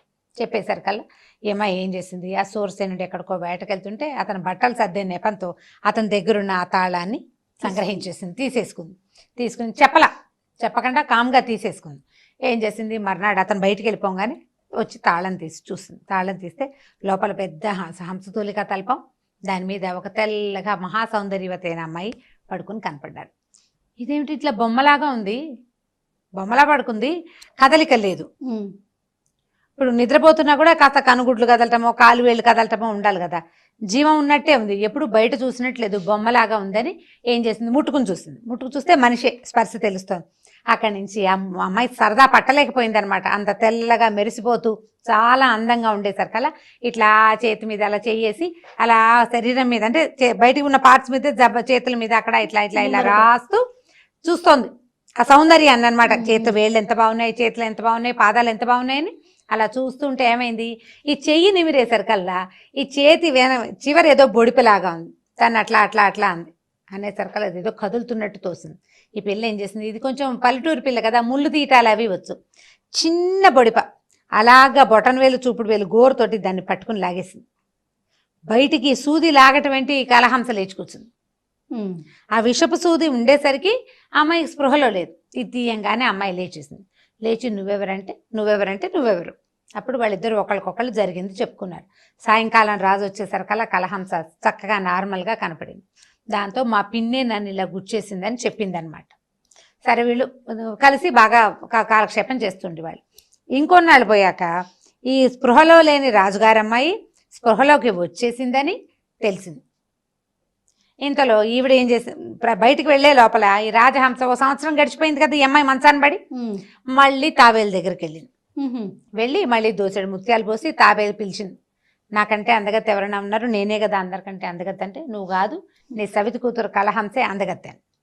ఆ కలహంస ఎక్కడ బతుకుంది, నేను సూది గుచ్చి చంపేశాను, అది చచ్చి పడింది, అది బతుకుని దాంతో లేదు, అది శవంతో సమానం, అది బతికి లేదు, అసలు ఈ పాటికే వాళ్ళ దహనం కూడా చేసేసి ఉంటారు, మాకు చెప్పలేదు కానీ అనేసరికల్లా నీ మొహం, వాళ్ళ ఆయన ఇంకో పెళ్లి చేసుకున్నాడు, ఆ సవితి నీలాంటిది కాదు, అది వచ్చి నువ్వు గుచ్చిన గుండు సూదిని తీసేసింది, ముగ్గురు హాయిగా ఇద్దరు భార్యలతోటి సోర్సేనుడు హ్యాపీగా ఉన్నాడు, ఏమీ లేదు, నువ్వు ఎప్పటికీ అందగత్తే కాదు, ఎప్పటికీ కలహంసే అందగత్తే, అది ఉన్ననాళ్ళు అదే అనేసరికల్లా ఈవిడికి ఒళ్ళు మండిపోయింది. ఏం చేసినా చావట్లేదు దీని దుంపదే కానీ ఈసారి ఏం చేసింది, కాలకూట విషం సంపాదించిందట. అది వేసి ఒక బ్రహ్మాండమైన పాయసం తయారు చేసింది. ఆ పాయసంలో ఏ వాసన తెలియకుండా చక్కగా కిస్మిసులు, ఏలకాయలు, తర్వాత ఏమో కర్పూరము, జాజికాయ, జాపత్రి అవన్నీ వేసి గుమగుమలాడే పాయసం తయారు చేసి రాజుగారిని బతిమలాడింది. నేను ఒక మంచి పాయసం చేశాను, సంతాన కారకం ఇది, నాకు పుట్టలేదు కానీ పిల్లలు కలహంసకైనా పిల్లలు పుడతారు, ఇది తీసుకెళ్ళి ఇస్తాను, పిల్లని చూసొస్తానని బాగా బతిమలాడి రాజుని ఒప్పించింది. ఎన్నిసార్లు అయినా రాజు ఆవిడని నమ్ముతూనే ఉన్నాడు. సరేనని పంపించాడు. వీళ్ళిద్దరు పైనుంచి చూస్తున్నారు, కబురు వచ్చింది, రథము వస్తుంది. చూసేసరికల్లా ఇది ఏడవటం మొదలుపెట్టింది. ఏమై మా పిన్ని ఇప్పటికి 2 సార్లు ప్రయత్నించింది నన్ను చంపడానికి, సంవత్సరం నుంచి నేను మంచం మీదే పడున్నాను, ఇప్పుడు మళ్ళీ వస్తుంది, నన్ను ఏదైనా చేసేస్తుందంటే ఈ కస్తూరి నీకెందుకు భయం, నేనున్నా కదా, నేను ఒకదాన్ని అయితే ఏదైనా చేస్తుంది, నేను నీ పక్కనే ఉంటాను, ఏం చేస్తుందో చూద్దాం. అక్కడి నుంచి ఆవిడ రాగానే ఈ కూతుర్ని కావలించుకుంది. నీకోసం బ్రహ్మాండమైన పాయసం చేశానమ్మా, పాయసం తాగు, ఎంతో బాగుంటుందంటే ఈ కస్తూరి పాయసాలు వాళ్ళు వీళ్ళు తెస్తే మేము తాగమండి, మా దగ్గర ఒక రూలు, ఎవరైనా ఏదైనా వస్తువు చేసుకొస్తే ముందు వాళ్ళు తాగాలి, మీరు తాగాక అప్పుడు మేము తీసుకుంటాం అనేసరికల్లా ఇవి ఒప్పుకోవాలి. ఇంకా నయం, ఇది పిల్లలు పుట్టేందుకోసం చేశాను, మా పిల్ల పెళ్ళి 2-3 ఏళ్ళు అయిపోయింది కదా, సంతానం కోసం చేశానంటే మరి మీకు లేదుగా సంతానం, మీరు తాగండి అంటుంది. ఇక ఇద్దరు వాదించుకుంటారు. ఆవిడ ఎలాంటి పరిస్థితుల్లో అయినా ఈ కలహంసకు తాగిచ్చేయడానికి చిన్న కప్పులో వేసి నోటి దగ్గర పెట్టి బలవంతం చేస్తుంటే ఈ అమ్మాయి ఏం చేసింది, కస్తూరి, ఈ అమ్మాయి కొంచెం పల్లెటూరుది కదా, ఆవిడని ఇట్లా రెక్కలు విరిచి పట్టుకుని ఆ పాయసాన్ని ఎత్తి గొంతులో పోసేసింది. మీరు తాగేయండి, మీరు ఎలా ఉంటారో చూసాక అప్పుడు మేము తాగుతానులేండి అని. ఇక అవో అనడానికి వీలు లేకుండా అక్క గట్టిగా ముక్కు మూసేసేయి అని అనేసరికల్లా ముక్కు మూసేసరికి గుటకబడిపోతుంది కదా, ముక్కు మూసేసరికల్లా ఈ గుటకబడి లోపలికి పాయసం వెళ్ళంగానే ఆవిడ గిలగిలా కొట్టుకుని ఆ రాజహంస కాస్త చచ్చిపడిపోయి, అమ్మయ్య ఈవిడ పీడ విరగడైందని అక్కడి నుంచి రథాన్ని పిలిచి, ఈవిడిని ఎవరు తెచ్చాడు, ఈ శరీరాన్ని రథంలో వేసుకుని ఎక్కడి నుంచి తెచ్చావో అక్కడికే తీసుకెళ్ళి, మా రాజ్యంలో ఉండటానికి వీల్లేదని చెప్పి ఆవిడ తెచ్చిన పాయసం కప్పు గిన్నెతో సహా రథంలో పెట్టి వెనక్కి పంపించేశారు. ఆవిడే తాగిపోయింది అనుకుంటారు, మనం ఏమైనా చేసామని వాళ్ళు ఎందుకు అనుకోవాలి. ఈ పని చేశాక అప్పటి నుంచి కస్తూరి భార్య, ఈ కలహంస, సూరసేనుడు కలిసి హాయిగా సంతోషంగా ఉన్నారు. ఇప్పుడు ఇందులో ఈ కథలో ఇదేమిటి, ఈర్ష్య ఎంత బాధిస్తుందంటే ఏదో ఒక పని చేశాక కూడా తృప్తి ఉండదు దానికి, ఇంకా ఫర్దర్ ఎక్స్టెంట్ ముందుకెళ్ళిపోవాలని అనిపిస్తుంది. దాన్ని ఎక్కడో ఒక చోట కట్ చేసుకోవాలి. మనం అక్క చెల్లెళ్ళ మధ్య ఈర్ష్యలు చూస్తాం, అక్క చెల్లెళ్ళ మధ్య, వదిన మరదళ్ళ మధ్య ఈర్ష్యలు ఉంటాయి, అన్నదమ్ముల మధ్య కూడా ఈర్ష్యలు ఉంటాయి, పిల్లల దగ్గర కనపడుతూ ఉంటాయి. కనిపించినప్పుడు అంటే ఫ్యామిలీస్ పెద్దవయ్యే కొందికి వదనలు మరదళ్ళు అలాంటి, లేదా వదిన ఆడపడుచులు వాళ్ళ దగ్గర వస్తాయి. చిన్నతనంలో కట్ చేస్తే ఒకళ్ళకి లేదనుకో రెండో వాళ్ళకి పెద్దగా ఉన్నా అంత పెద్ద ఇబ్బంది ఉండదు. ఇద్దరు ఈర్ష్యపడే స్వభావం ఉన్న వాళ్ళైతే కష్టం కదా. పిల్లలకి ఇలాంటి కథలు చెప్పాలి, ఎక్కువగా ఈర్ష్యపడకూడదు, అసూయ పడకూడదు. ఎవరు ఈర్ష్యపడతారో వాళ్ళు హెచ్చుగా బాధపడతారు. నువ్వు బాధపెడతావు వేరే సంగతి, ఏ కట్టెకి నిప్పుంటే ఆ కట్టె ముందు కాలుతుంది, నిప్పున్న కట్టే కదా కాల్చేది. కాబట్టి మనసు నలిగిపోతూ ఉంటుంది ఈర్ష్యతోటి. దాన్ని తగ్గించుకోవాలని, అది చేయకూడదని ఈ పెద్ద కథని ఒక అరగంట సేపు చెప్పి పిల్లలకి నేర్పించుకోవాలి. సూపర్ రమ్మగారు. అవసరమైతే ఒక 2-3 పార్టులుగా కూడా చెప్పుకోవచ్చు. చాలా బాగుందండి. పిల్లలకి చెప్తానికి ముందు దీంట్లో ఒక కాన్సెప్ట్ ఉంది మనకి. అవును, చాలా బాగుందండి. ఇంకొక స్టోరీతో మళ్ళీ కలుద్దాం రమ్మగారు. నమస్తే. నమస్తే జయ. ఈ వీడియో కనుక మీకు నచ్చినట్లయితే లైక్ చేయండి, షేర్ చేయండి. మరిన్ని వీడియోస్ కోసం మా ఛానల్ని సబ్స్క్రైబ్ చేసుకోండి. నమస్తే రమ్మగారు. నమస్తే జయ. రమగారు, మన భారతదేశం యొక్క చిత్రపటం చూడగానే మనకి నీరు, కొండలు, సముద్రాలు ఇవన్నీ ఎక్కువ కనిపిస్తూ ఉంటాయి. రకరకాల పర్వతాలు, అందులో వింధ్య పర్వతాలు ఒకటి. ఒకప్పుడు చూసుకుంటే చాలా ఎక్కువగా పెద్దగా ఉండేవనేవారు. కానీ ఇప్పుడు చూస్తూ ఉంటే కాలక్రమేణా అవి చాలా చిన్నగా అయిపోతూ వస్తున్నాయి. దీనికి సంబంధించి సైంటిఫిక్గా ఏదైనా రీజన్ ఉందా? అసలు ఎందుకు చిన్నగా అయిపోతున్నాయి? దీనికి సంబంధించి అసలు ఏమన్నా ఒక పురాణ కథలు కానీ అలాంటివి ఏమన్నా ఉన్నాయండి? కొండలు అరిగిపోవటానికి ఇప్పుడు మనం తవ్వేస్తున్నాం. సైంటిఫిక్ రీజన్ కాదు, టెక్నికల్ రీజన్, ప్రాక్టికల్ రీజను మనమే తవ్వేసేయటం. ఎందుకంటే వరకు బంజారా హిల్స్, జూబ్లీ హిల్స్ అంటే నిజంగా హిల్స్ లాగానే ఉండేవి. ఇప్పుడు హిల్స్ హిల్స్ లేవు, ఏం లేవు, చాలా తగ్గిపోయినాయి కదా. శ్రీనగర్ కాలనీలో కూడా కొండలు కనపడేవి మా చిన్నప్పుడు. మేము హైదరాబాద్ వచ్చే రోజులంటే ఇవి 70s 80sలో బాగా కనపడేవి. నేను హైదరాబాద్ వచ్చి 90sలో కూడా ఇప్పుడు అసలు ఎక్కడా కొండలు గుట్టలు కనపడే, కొంచెం ఊరికి దూరంగా కనిపిస్తాయి. హిల్స్ అసలు లేనే లేవు. ఇవి మనమే మానవ తప్పిదాలు వల్లే అవి పోయినాయి. కొండలు, అడవులు అవన్నిటిని మనమే పాడు చేస్తాం. మన చేతులా చేసుకునేది అవి మన కోసమే పెట్టాడు భగవంతుడు. వాటిని చిన్నవి చేసేసుకుని మనం పెద్దవాళ్ళం అయిపోతున్నాం అనమాట. అయితే ఈ వింధ్య పర్వతాల మీద ఒక చాలా ఇంట్రెస్టింగ్ కథ ఉంది జయ. దీనికి పురాణ కథ ఇది. అనుబంధంగా 2-3 కథలు కూడా చెప్పుకోవచ్చు. ఇదివరకట పర్వతాలకి రెక్కలు ఉండేవిట. పురాతన కాలంలో రెక్కలుంటే ఈ కొండలు ఆ రెక్కలతోటి ఎక్కడికి కావాలంటే అక్కడికి వెళ్ళిపోయేవి. ఇంతంత కొండకి రెక్కలు ఉండేవి. అది నేను ఇక్కడ ఉండను, అక్కడ మా మామయ్య ఉన్నాడని మామయ్య గారింటికి ఈ కొండ మొత్తం ఎగిరి వెళ్ళేది. అలా వెళ్తూ ఉంటే ఏమైందట, ఇంద్రుడికి ఒకసారి అతను ఎక్కడికో వెళ్తూ ఉంటే ఈ కొండలు రెక్కలు కట్టుకుని ఎగురుతున్నటువంటి కొండలు పదే అడ్డం పడ్డంతో ఆయనకి చాలా కోపం వచ్చి వజ్రాయుధంతో ఈ కొండలకి రెక్కలు తెగొట్టేసేట. అన్నిటికీ రెక్కలు కట్ చేసేసాడు. కట్ చేస్తే ఎక్కడ రెక్కలు తెగిపడిపోయినాయో అక్కడక్కడ ఆ కొండలు కింద పడిపోయినాయి. మనం వింధ్య పర్వతాలు కానీ, ఆరావళి, అవి అలాంటి కొండలని మనం పడమటి కనుమలు ఇవి చెప్తాం కదా, ఆరావళి, ఈ కొండలన్నీ ఎక్కడైతే రెక్కలు ఆకాశంలో తెగిపోయినాయి, రెక్కలు డమీమని కింద భూమి మీద పడిపోయి అవి అక్కడే నుంచి ఉండిపోయినాయి అనమాట, పురాతన స్టోరీ కథ ప్రకారం. అయితే ఏంటంటే అప్పుడు ఈ రెక్కలు తెగిపోతున్న తరుణంలో ఈ అందరూ అన్ని పర్వతాల రెక్కలు తెగిపోయేటప్పుడు హిమవత్ పర్వతానికి ఒక కొడుకున్నాడట, పార్వతీదేవి తమ్ముడు, మైనాకుడు అతని పేరు. మైనాకుడు వాళ్ళ అమ్మ పేరు మేనా, పార్వతీదేవి తల్లి పేరు మేనా. మేనాదేవి తాలూకు కూతురు పార్వతి, మైనాకుడు అనే ఒక కుర్రాడు, వాడు కూడా కొండే. ఈ కొండ భయపడి పరిగెత్తాడు. ఇంద్రుడు వచ్చేస్తున్నాడు వెనకాలని. ఈ పరిగెడుతున్నప్పుడు వాయుదేవుడికి హిమవత్ పర్వతానికి చాలా స్నేహం. అందుకని ఆయన ఏం చేశాట, వాయుదేవుడు వాడు పరిగెత్తే రెక్కల స్పీడ్ కాకుండా తను ఇంకా విసురుగా తోసేసి సముద్రంలో పడేశాడట ఈ మైనాక్ పర్వతాన్ని. వెళ్ళి మైనాక్ పర్వతం సముద్రంలో పడిపోయింది. ఈ సముద్రంలో పడిపోయిన మైనాక పర్వతం కథ మనకి శ్రీమద్ రామాయణంలో కనపడుతుంది. ఆంజనేయుడు సముద్ర లంఘనం చేసేటప్పుడు ఈయన ఎగరంగానే సముద్రంలోంచి ఈ మైనాక్ పర్వతం పైకి వచ్చిందట. వాయుదేవుడు నాకు సహాయం చేశాడు, నేను ఇక్కడ పడ్డాను కాబట్టి నా రెక్కలు నాతోటే ఉంటాను, రెక్కలు తెగిపోయి నేను భూమిలో పడకుండా నన్ను సముద్రంలో పడేశాడు వాయుదేవుడు. వాయుదేవుని కుమారుడైన హనుమంతుడికి నేను సహాయం చేయాలన్న ఉద్దేశంతో ఈ మైనాక పర్వతం పైకి వచ్చి అయ్యా ఆతిథ్యం తీసుకుని వెళ్ళమందట. శ్రీమద్ రామాయణం శ్రద్ధగా వినేవాళ్ళకి, చదివే వాళ్ళకి అందరికీ ఈ విషయం తెలుస్తుంది. తెలియని వాళ్ళు ఇప్పుడు తెలుసుకోవటమే. ఈ లేచిన పర్వతం మీద ఆంజనేయుడు నేను చాలా పెద్ద పని మీద వెళ్తున్నాను, ఇప్పుడు నేను ఆగలేనని జస్ట్ కాలానించాడు, చెయ్యానించాడని కూడా కొన్ని చోట్ల చెప్తారు. ఒక్క క్షణం అట్లా ఆనుకొని వెళ్ళిపోతే ఈ మైనాక్ పర్వతం నీళ్లలోకి వెళ్ళిపోయింది. ఇలా కొండలకి రెక్కలు చేసిన తరుణంలో వింధ్య పర్వతం చాలా పెద్ద కొండట. అయితే ఈ నారదుడు ఆయన అటు ఇటు తిరుగుతూ ఉంటాడు, ఊరంతా తిరుగుతూ ఉంటాడు, త్రిలోకాలు తిరుగుతాడు ఆయన, త్రిలోక సంచారి, ఆయన పేరే అది. అంటే స్వర్గం, భూమి, పాతాళం ఈ 3 లోకాలు తిరిగేవాడు. ఈ తిరుగుతున్నప్పుడు ఇవి వచ్చి ఏం చెప్పేవాడట, హిమవత్ పర్వతం అంతా, మేరు పర్వతం ఇంత అని చెప్పేవాడు.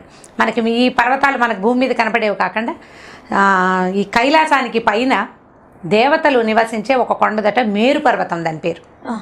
ఆ మేరు పర్వతం ఏంటంటే బంగారపు కొండ అట. అది బంగారం, కొండంతా. ఆ మేరు పర్వతం గురించి గొప్పలు, హిమవత్ పర్వతం గురించి గొప్పలు, హిమవంతుడు అంతుంటాడు వీళ్ళు ఇంతుంటారని చెప్పేసరి కల్లా ఈ వింధ్య పర్వతానికి ఏమనిపించిందిట, ఏమిటి వీళ్ళకైనా గొప్ప, ఈ నారదుడు ఇంతగా చెప్తున్నాడు, పెద్దగా ఉండటం వల్లే హిమవత్ పర్వతానికి అంత గొప్ప. మొదటిది. మేరు పర్వతం బంగారుమయం అవటం వల్లే గొప్ప. ఇప్పుడు నేను బంగారం వాడిని కాలేను కానీ పెద్దవాడిని కాగలను అని అనుకుని ఈ పర్వతం అట్లా పెరగటం మొదలెట్టిందట. మొదలెట్టి ఆకాశం దాకా వెళ్ళిపోయింది. ఆ రోజు ఏమైంది, ఈ వ్యవహారం జరుగుతోంది. సూర్యుడు మామూలుగా ఏం చేస్తాడు, లోక సంచారకుడు కదా, సూర్యుడు పొద్దున ఒక చోట మొదలుపెట్టి తిరుగుతూ వెళ్తాడు. తిరగాలి, ఆయన రెస్ట్ తీసుకునేది కాసేపే. ఈ తిరుగుడు క్రమంలో ఆయన తూర్పు నుంచి పడమటికి వస్తూ ఉండగా ఈ వింధ్య పర్వతం పెరిగిపోయింది. మధ్యాహ్నం అయ్యేసరికల్లా సూర్యుడు ఆగిపోయాడు, వింధ్య అడ్డం పడిపోయింది. ఇప్పుడు ఎక్కడైతే సూర్యుడు ఆగిపోయాడేమో అక్కడేమో కాలిపోతుంది భూభాగం అంతా. వాళ్ళంతా మొత్తం అంతా పగలే, వాళ్ళకి రాత్రులు లేవు. వింధ్య పర్వతానికి రెండో పక్కంతా రాత్రి. ఓకే, అంతా చీకటి మయం, సూర్యుడు లేడు కదా మరి, రాత్రే వాళ్ళకి. చంద్రుడికి రావాలో వద్దో తెలియదు, వస్తే కూడా ఆయన సగమే, మళ్ళీ ఇంటికి ఎలా వెళ్తాడు చంద్రుడు వస్తే మాత్రం. దాంతో అల్లకల్లోలం అయిపోయిందట. అయిపోతే సరే ఈ నారదుడు చేసిన కొంటె పని ఇది అని చెప్పి ఈయన బాగా పెంచాడనమాట ఈ వింధ్య పర్వతాన్ని. ఆ వింధ్య పర్వతం ఏం చేసేదట, అంతకుముందు కూడా వింధ్య పర్వతానికి ఈ లక్షణం ఉంది, తనకు కావలసినప్పుడు ఎత్తు పెరిగి, ఎవరైనా నడుస్తుంటే పెరిగి, ఎవరైనా నడవకపోతే దిగి, అలా రకరకాలుగా చేస్తూ ఉండేది. దాన్ని శాశ్వతంగా అణచడానికి చేసిన ఉపాయమే ఈ పని అనమాట. సరే ఇలా అయ్యేసరికల్లా ఏం చేశారు దేవతలందరూ బ్రహ్మ దగ్గరికి వెళ్ళి, ఇదిగో ఇలా జరిగింది, లోక సంచారం ఆగిపోయింది, సూర్యుడు ఒక పక్కే ఉండిపోయాడు, ఈ వింధ్య పైకి ఎగిరిపోయింది, పైకి వచ్చేసింది, ఇప్పుడు ఏం చేయాలి అని అడిగేసరికల్లా సరే బ్రహ్మ ఏం చేశాట, అగస్త్యుడి దగ్గరికి వెళ్ళండి, ఆయన కాశీనగరంలో ఉన్నాడు, అక్కడికి వెళ్ళండి, అగస్త్యుడు దీని సంగతి చూడగలడు అని చెప్పాడు. ఈ అగస్త్యుడు ఆయన భార్య లోపాముద్ర ఇద్దరు కాశీలో నివసిస్తున్నారు. కాశీ విశ్వేశ్వరుడి సేవించుకుంటూ అక్కడే ఉన్నారు. ఉంటే సరే వీళ్ళంతా వెళ్ళి, అయ్యా ఇలా జరిగింది, ఇక్కడంతా ఈ రకంగా ఉంది, ప్రపంచం ఆగిపోయింది, లోక సంచారం లేదు, శివుడు తిరగలేకపోతున్నాడు, సూర్యచంద్రుడు లేకపోతే భూమి చాలా అవస్థల పాలవుతుంది, మీరు ఏదైనా చెయ్యాలి, దీనికి శాశ్వత పరిష్కారం కావాలి, ఇవాళ ఏదో చెబితే దిగిపోయి రేపు మళ్ళీ ఎక్కిపోయి ఈ గోళలు కాదు అనేసరికల్లా ఆయన ఏం చేశాడు, ఇంటికి వెళ్ళి గంగా తీరంలో జపం చేసుకుంటుండగా వీళ్ళు వచ్చారు. లోపాముద్రకి ఏం చెప్పాడంటే, ఇక కాశీ నివాసం పోయింది, ఇదే ఆఖరిది, ఇవాళ రోజే మనం ఆఖరి సేవ అని చెప్పి ఇద్దరు గుళ్ళోకి వెళ్ళి కాశీ విశ్వేశ్వరుని సేవించుకుని గంగాజలం తాగి నడుచుకుంటూ వచ్చారు. వెనక్కి వచ్చేసరికల్లా ఈయన ఆ వింధ్య పర్వతం దాకా రాగానే ఆ వింధ్య పర్వతం గబగబా సైజు తగ్గిపోయింది, కిందకు వచ్చేసాడు. వచ్చి, ప్రభు సాయ, ఇంత మహానుభావులు మీరు ఈ దారిలో వస్తున్నారు, మీకు మనం ఏం సేవించగలనంటే, అయ్యా అక్కడికి వెళ్తున్నాను, దక్షిణ పథానికి వెళ్తున్నా, మళ్ళీ నేను తిరిగి వచ్చేదాకా నువ్వు పెరగకుండా ఇలాగే ఉండు, వినమ్రుడుగా ఉండు, వంగి ఉండు, ఇలా వంగావు కదా నా కోసం, అలాంతా వంగింది, ఇలా కిందకి ఏం కావాలి అని అడిగింది, ఇలాగే వంగి ఉండు, నేను వచ్చేస్తాను అని చెప్పాడు. అయితే ఈ వెళ్ళిన అగస్త్యుడు మళ్ళీ ఉత్తర పథానికి వెళ్ళాల, దక్షిణా పథంలోనే ఉండిపోయి మలై పర్వతం మీద తన నివాసాన్ని ఏర్పరచుకున్నాడు. మళ్ళీ కాశీ విశ్వేశ్వరుని సేవించటం కోసం ఆయన వెళ్ళాల.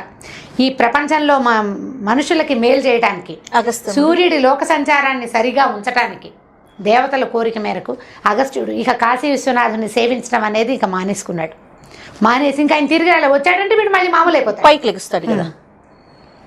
మళ్ళీ వచ్చి రోజు తిరిగే ప్రక్రియ పెట్టుకోలేదు. ఇంకా అసలు ఆయన వెనక్కి తిరిగి దక్షిణాపథం నుంచి వెనక్కి వెళ్ళలేదట, మళ్ళీ కాశీకి వెళ్ళకుండా సౌత్లోనే ఆయన ఉండిపోయాడు. దానివల్ల అప్పుడెప్పుడో ఎత్తుగా ఉండే ఈ కొండలు దిగినాయి. ఇప్పుడు కూడా కొన్ని అసలు నేలకి బలపరుపుగానే ఉన్నట్టు ఉంటుంది వింధ్య పర్వతం. వింధ్య చాలా గొప్ప పర్వతం. ఈ మన అమ్మవారు వింధ్య పర్వతం మీద నివసించేదని వింధ్యవాసిని అని ఒక జేజు ఉంది. మనకున్న అమ్మవార్ల రూపాల్లో వింధ్యవాసిని ఈ పర్వత శిఖరం మీద ఉంటుందట ఆవిడ వింధ్యవాసిని. ఈ వింధ్య పైనుండగా ఆవిడ ఆకాశంలో ఉండేది. అది కిందకి రావటం వల్ల భూలోక వాసులకు కూడా వింధ్యవాసిని సేవించుకునే అవకాశం దొరికింది అగస్త్యుడి వల్ల. లేకపోతే ఆవిడ స్వర్గంలోనే ఉండేది, అది పైకి వెళ్ళిపోయింది కదా, ఆకాశం దాకా ఉంటే ఆవిడ పైనే ఉంటుంది, శిఖరం మీద ఉన్న అమ్మవారు. ఈ కిందకి రావటం వల్లే ఆ వింధ్యవాసిని అమ్మవారి ఎక్కడుందో ఆ పర్వతాలను మనం దగ్గర నుంచి మనుషులంతా సేవించుకునేందుకు కూడా అవకాశాన్ని మనకి అగస్త్యుల వారి వల్లే కలిగింది. అగస్త్యుడు చాలా ఇలాంటి లోకోపకారాలు ఆయన ఎన్ని చేశాడో. సముద్రం మొత్తాన్ని తాగేశాడంటారు, సముద్రం మొత్తాన్ని ఒక గుటకలో తాగేశాడని అలా ఉన్నాయి అలాంటి కథలు, బోలెడు కథలు ఉన్నాయి. అందులో ఈ కథ ఇదొకటి అనమాట. ఓకే రమ్మ గారు, థాంక్యూ సో మచ్ అండి. ఓకే. ఈ వీడియో కనుక మీకు నచ్చినట్లయితే లైక్ చేయండి, షేర్ చేయండి. మరిన్ని వీడియోస్ కోసం మా ఛానల్ని సబ్స్క్రైబ్ చేసుకోండి. సుమన్ టీవీకి స్వాగతం. మనం చాణక్య నీతుల గురించి మాట్లాడుకుంటున్నాం. చాణక్యుడు పిల్లల్ని ఎలా పెంచాలో చెప్పాడండి. 2-3 మంచి శ్లోకాలు ఉన్నాయి. అది చాలా ఇంట్రెస్టింగ్గా కూడా ఉంది. మామూలుగా మన పెద్దవాళ్ళు కూడా చెప్తారు, 5 ఏళ్ల వరకు పిల్లాడిని రాజులాగా చూడాలి, తర్వాత 15 ఏళ్ళు వచ్చేదాకా దాసుడిగా అంటే పనివాళ్ళలాగా చూడాలి, ఆ తర్వాత కుర్రాన్ని మిత్రుడిగా చూడమని. అయితే ఈ అబ్బాయిల గురించి చెప్తున్నారు, అమ్మాయిల గురించి చెప్పట్లేదా అంటే, ఆ రోజుల్లో అమ్మాయిల్ని 10-12 ఏళ్లకి వివాహాలు చేసేసేవాళ్ళు, భర్తలతో ఉండేవాళ్ళు. కాబట్టి హెచ్చుగా మగపిల్లల గురించే ఇది చెప్పినట్టు కనపడుతుంది. అయితే ఆయన ఇంకొక మంచి మాట ఏం చెప్పాడంటే, లాలించటం వల్ల చాలా దుర్గుణాలు వస్తాయి. అంటే పిల్లల్ని ముద్దు చేయటం వల్ల. అదే తంతే చాలా సుగుణాలు వస్తాయట. అంటే లాలన వల్ల 10 బోల్డని దోషాలు ఉంటే, తాడన వల్ల బోల్డని సుగుణాలు ఉన్నాయి. కాబట్టి శిష్యుణ్ణి కానీ కొడుకుని కానీ లాలించద్దు, తాడించండి అంటే కొట్టండి అని చెప్పాడు. తాడన అంటే తన్నడం అని అర్థం, సంస్కృతం నుంచి సరిగ్గా మనం తీసుకుంటే. ఈ తన్నడం అంటే ఏమిటి? పిల్లాన్ని ఒట్టిగా ఎలా తన్నేస్తారు? ఎవరైనా ఒట్టిగా తన్నరు, సందర్భం ప్రకారం తన్నటం. ఏదైనా ఒక పొరపాటు చేస్తే ఆ పొరపాటుని ఎత్తి చూపించడం. అంతేగాని ఎల్కేజీ పిల్లాడు హోంవర్క్ చేయలేదని చితకొట్టేయటం, 3వ క్లాస్ పిల్లాడికి మంచి మార్కులు రాలేదు, క్లాస్ ఫస్ట్ రాలేదని ఒంటి నిండా వాతలు పెట్టడం లాంటి పిచ్చి తాడనలు అవి కాదు, పిచ్చి శిక్షలు కాదు. తప్పుకి తగిన శిక్ష తప్పకుండా ఇవ్వాలి, పిల్లల్ని లాలించకూడదు. అయితే దీనికి అటాచ్డ్గా మనం ఏం కథ చెప్తామంటే, మహాకవి భారవి కథని దీనికి ఉదాహరణగా మనం చెప్పుకోవచ్చు. భారవి చాణక్యుడి తర్వాత కాలంలోనే అని అనిపిస్తుంది ఆయన కాలాన్ని బట్టి. అయితే ఈ భారవిట చాలా చక్కగా కవిత్వం చెప్పేవాడు. భారవి తండ్రి గారు అప్పటి రాజుగారి కొలువులోనే మంత్రిగా ఉండేవారు. అయితే ఈ భారవి చాలా బాగా కవిత్వం చెప్తే అందరూ ఓహో అనేవాళ్ళు, భారవిని బాగా మెచ్చుకునేవాళ్ళు. అయితే వీళ్ళ నాన్నగారు మాత్రం ఇతను కవిత్వం బాగా చెప్తున్నాడని మెచ్చుకునేవారు కాదు, కామ్గా ఊరుకునేవారు. ఒక సందర్భంలో ఆయన చెప్తున్న కవిత్వంలో 2 వ్యాకరణ దోషాలు వచ్చినాయట. ఈ వ్యాకరణ దోషం రాగానే తండ్రి సభలో ఉన్న ఆయన, అబ్బాయి అది తప్పు చెప్పావు నువ్వు, ఈ వ్యాకరణ దోషం వచ్చిందని ఓపెన్గా నలుగురు ముందు చెప్పేశాడు. చెప్పేసరికల్లా కుర్రాడికి చాలా కోపం వచ్చేసింది భారవికి. అరే, ఒక చిన్న తప్పుని సహించని నా తండ్రి నేను ఇంత బాగా కవిత్వం చెప్పినప్పుడు మెచ్చుకోవడేమిటి? మరి మెచ్చుకోని వాడు నన్ను తిట్టడానికి ఈయనకేం అధికారం ఉందని పిచ్చి కోపం వచ్చేసింది. అక్కడి నుంచి స్నేహితులు కూడా, ఫ్రెండ్స్ కూడా చూడండి మన నాన్నల నుంచి సెపరేట్ చేయడానికి ప్రయత్నం చేస్తారు. ఏంట్రా మీ నాన్న ఇలా అంటాడు, మా నాన్న అలా కాదు, మా నాన్న అది కొని పెట్టాడు, అలాంటి మాటలు మాట్లాడతారు. ఎవరి నాన్నలు వాళ్ళకి అంతే కదా. అయితే ఈ తెలియక ఈ భారవి ఏం చేశాడంటే, నా తండ్రి నన్ను నలుగురిలో అవమానించాడు కాబట్టి ఆయన్ని చంపేద్దాం అనుకున్నాడట. చిన్నతనం ఒక 16-18 సంవత్సరాలు ఉంటాయి. టీనేజ్ పిల్లల్లో ఇలాంటి లక్షణాలు మనం ఇప్పుడు కూడా చూస్తాం. అయితే ఈ కుర్రాడు ఏం చేశాడంటే, వాళ్ళ నాన్న పడుకునే గదిలో పైన అటక ఉంటే ఆ అటక మీద కూర్చున్నాడట. పైనుంచి ఏదైనా ఒక బరువైన వస్తువుని దొర్లించి నాన్నని చంపేద్దాం అనుకున్నాడు. అటక మీద ఎక్కి కూర్చున్నాడు. నాన్న పడుకోవడానికి గదిలోకి వచ్చాడు తండ్రి. అక్కడి నుంచి వాళ్ళ అమ్మగారు కూడా వెనకాల వచ్చిందట. కుర్రాడు అమ్మ గదిలోంచి వెళ్ళిపోయే సమయం కోసం వెయిట్ చేస్తున్నాడు. ఇంతలో ఏమైందంటే ఆయన భార్య వాళ్ళ నాన్నగారిని వాళ్ళ అమ్మగారు అడిగారు, అదేమిటండి మీరు ఇంత మాట అన్నారు, పిల్లాడు చాలా కష్టపడతాడు, పాపం ఎంతో బాధపడుతున్నాడు, వాడంత మంచి కవిత్వం చెప్తున్నప్పుడు మీరు మెచ్చుకోవట్లేదు, ఒక చిన్న తప్పు చేసేసరికల్లా నలుగురిలో చెప్పారు, పిల్లాడు బాధపడుతున్నాడు, ఈ పని చేయకుండా ఉండాల్సిందంటే. అప్పుడు ఆయన ఏం చెప్పారంటే, అమ్మా మెచ్చుకోవటం ఎంతసేపు, మెచ్చుకుంటే వాడు అక్కడే ఆగిపోతాడు. అదే నేను ఈ తప్పు ఎత్తి చూపించాను అనుకో, మళ్ళీ ఈ తప్పు చేయకుండా ఉంటాడు. రేపు నాటికి పెద్ద కవి అయ్యాక ఇలాంటి వ్యాకరణ దోషాలుంటే వీడికి చదువు చెప్పిన గురువే వాడు రా అంటారు. ఆ మాట నాకే వస్తుంది, వాడి కవిత్వం గుర్తింపును కూడా పొందదు, వ్యాకరణ దోషాలు ఉండకూడదు, వాడు నా కొడుకే కాదు నా శిష్యుడు కూడా, నేనే వాడికి చదువు చెప్పాను కాబట్టి పిల్లల్ని ఎప్పుడూ లాలించకూడదు. నువ్వు బాగా చెప్పావు అన్నానా ఇంకా వాడు అక్కడే ఆగిపోతాడు. అందుకని నేను వాడిని లాలించలేదమ్మా, అవసరం వచ్చినప్పుడు అతని దోషాన్ని ఎత్తి చూపించాను, అతని మంచికే కానీ చెడుకి కాదని తండ్రి చెప్పాడు. ఈ మాటలు విన్న భారవి చాలా దుఃఖపడ్డాడు. అయ్యో మా నాన్న నా మేలు కోరే చెప్పాడు, నేను నా చిన్నతనంతో తెలుసుకోలేదు, నా స్నేహితులు కూడా నన్ను అనవసరంగా ఇందులో ఎగసం తోసి నా తండ్రికి విరుద్ధంగా ప్రవర్తించేలాగా చేశారని అటక మీద నుంచి దిగొచ్చి తండ్రి కాళ్ళు పట్టుకున్నాడట. నాన్న నన్ను క్షమించండి, ఇంక ఎప్పుడు ఇలా ప్రవర్తించను, ఈ వ్యాకరణ దోషాన్ని పోగొట్టుకుంటానని మళ్ళీ కొంతకాలం తండ్రి దగ్గర విద్యాభ్యాసం చేసి, అంటే ఆ గ్రామటికల్ మిస్టేక్స్ని పూర్తిగా పోగొట్టుకుని తర్వాత కాలంలో భారవి రాసిన కిరాతార్జునీయం చాలా అద్భుతమైన గ్రంథం. సంస్కృతం తెలిసిన వాళ్ళకి తెలుస్తుంది. పంచమహాకావ్యాలు అని ఉన్నాయి సాంస్క్రిట్లో. ఈ పంచకావ్యాల్లో ఏంటంటే మనకి భారతదేశపు జాతీయ కవి అయిన కాళిదాసు రాసినటువంటి 2 కావ్యాలు. మొదటివి రఘువంశము, కుమార సంభవం. మూడోది ఈ భారవి రాసినటువంటి కిరాతార్జునీయం. అంటే అర్జునుడు శివుడితోటి తలపడి తర్వాత పాశుపతాస్త్రాన్ని సాధించినటువంటి గ్రంథం. ఆ కథ దాని మీద అతను చాలా వివరంగా రాశారనమాట. దాని తర్వాత మాఘము, శిశుపాల వధ అని పేరున్నటువంటి మాఘము, తర్వాత నైషధము, ఈ 5 కావ్యాలని పంచకావ్యాలుగా భావిస్తారు. ఈ పంచకావ్యాల్లో కాళిదాసు తర్వాత స్థానాన్ని భారవి పొందాడు. ఎలా పొందగలిగాడంటే తండ్రి చెప్పిన దోషాన్ని సవరించుకుని ఇంకా ఎప్పుడూ వ్యాకరణ దోషాలు రాకుండా ఎంతో అర్థవంతమైన వాక్యాలతో, అసలు భారవిని ఎంత పొగుడతారంటే సాంస్క్రిట్ లిటరేచర్లో అతని లాంటి కవి ఇంకొకటి లేడు. భారవిని అందుకోవటం కష్టం, ఎందుకంటే భారవేర్ అర్థగౌరవం అని చెప్తారు. ఒక్క సెంటెన్స్లో ఎంతో భావాన్ని ఇమిడిచి చెప్పగలిగినటువంటి కవిగా భారవి మారాడు. ఇప్పుడు వాళ్ళ నాన్న గనక అతన్ని మెచ్చుకుని ఉంటే ఆ వ్యాకరణ దోషం ఎప్పుడూ భారవికి పోయేది కాదు.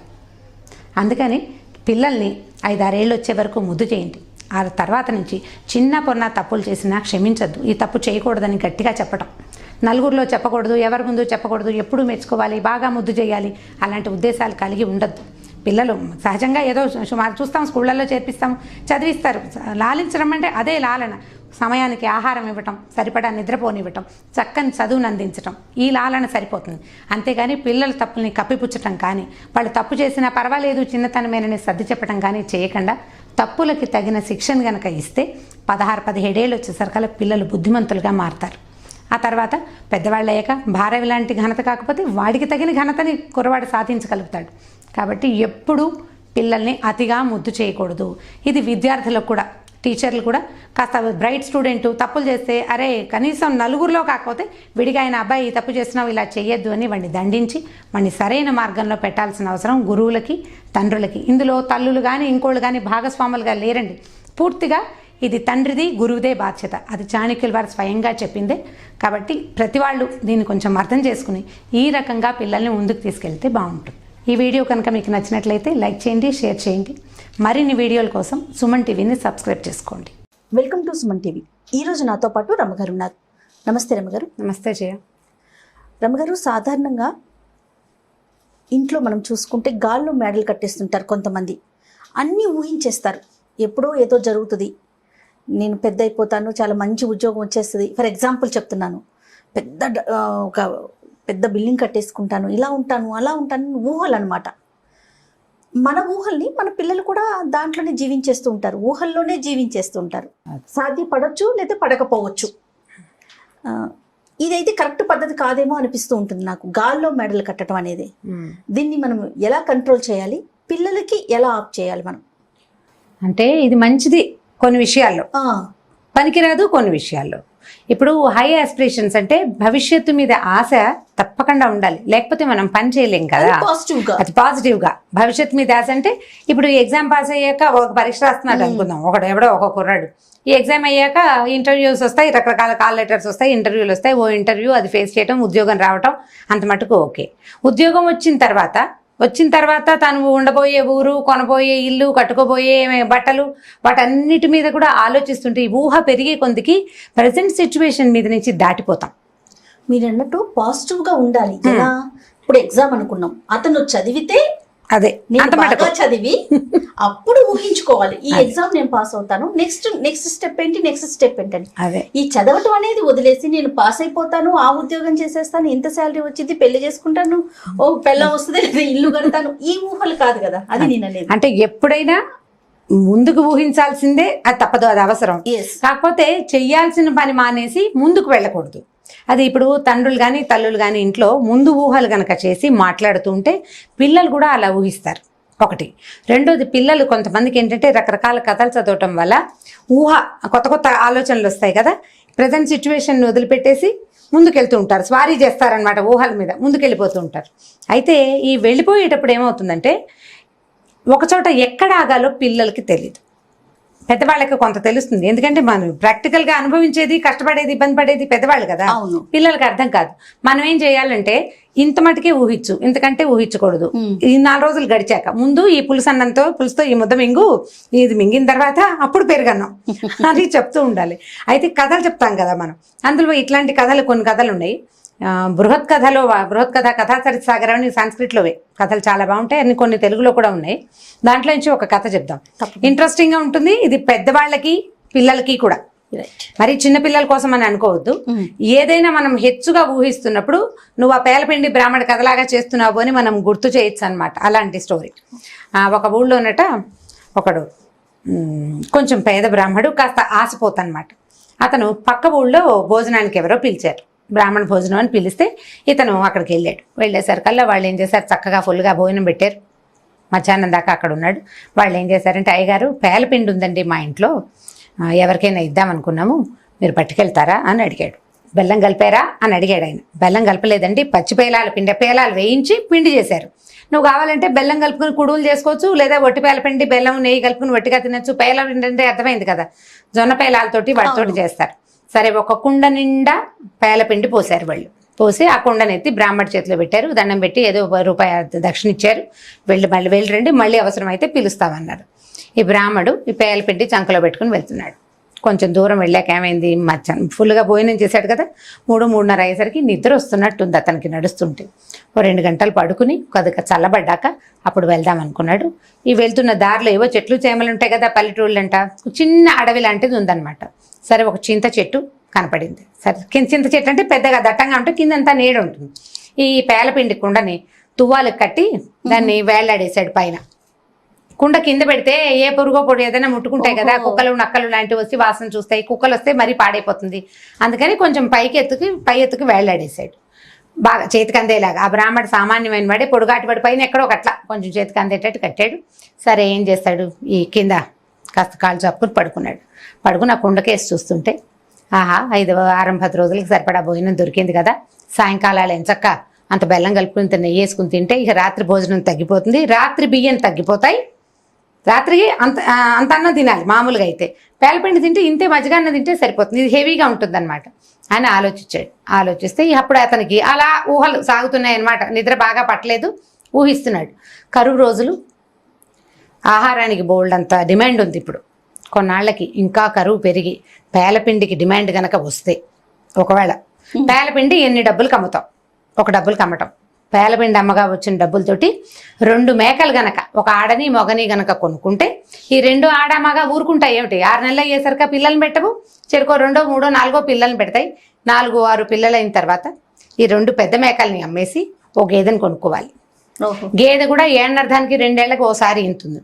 అప్పుడు ఒక గేదె 2 ఏళ్ళు తిరిగేసరికల్లా 2 గేదెలు అవుతాయి. పిల్లని ఉంచుకుని తల్లిని అమ్మేయాలి. తల్లిని అమ్మేశాక గేదెని అమ్మేస్తే ఏమవుతుంది, కొంచెం కాస్త ఎక్కువ డబ్బులు వస్తాయి కదా. పైగా ఆల్రెడీ 1-2 పిల్లలు ఉన్న గేదె, కడుపుతో ఉన్న గేదె అంటే చూడి గేదెని అమ్మితే డబ్బులు ఎక్కువ వస్తాయి.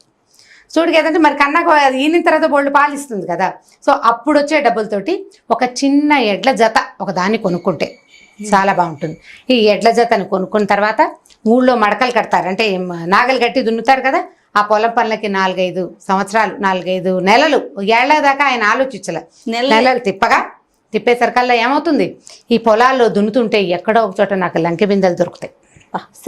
ఒక బిందె దొరికితే ఇక ఇంకేముంది, ఆ డబ్బులు పెట్టి చక్కగా ఒక పెద్ద ఇల్లు కట్టుకుని, ఆల్రెడీ మన దగ్గర ఎన్ని ఉన్నాయి, మొదట మేకలు ఉన్నాయి, తర్వాత గేదెలు ఉన్నాయి, తర్వాత ఎడ్లు ఉన్నాయి. ఈ ఎడ్లకి ఇంటికి మధ్యలో మరి నాగళ్ళు ఉన్నాయి. ఇప్పుడు ఇదంతా ఏర్పరచుకున్న తర్వాత చక్కగా ఇంటికి చుట్టుపక్కలంతా పళ్ళ తోటలు, సపోటాలు, దానిమ్మలు, ద్రాక్ష, ఇక 5-6 చప్పన్న ఫలాలు, 5-6 తోటి ఆగలేదన్నమాట. మొత్తం అన్ని రకాల పళ్ళ తోటలు వేసేసుకోవటం. అక్కడి నుంచి చక్కగా లక్షణంగా ఒక అందమైన పిల్లని చూసి పెళ్లి కూడా చేసుకోవచ్చు. నేను పెళ్లి చేసుకున్న తర్వాత, పెళ్లి చేసుకున్నాక ఓ ఏడాదికి కొడుకు పుట్టాడు ఆయనకి. ఏడాదికి పుట్టిన కొడుకు పిల్లాడు ఏడుస్తున్నాడు. ఏమే భార్యని ఎత్తుకోమన్నాడు. ఈయన చేతులు చెప్తున్నాడు ఎత్తుకొని. భార్య పనిలో ఉండి తీసుకోలేదు.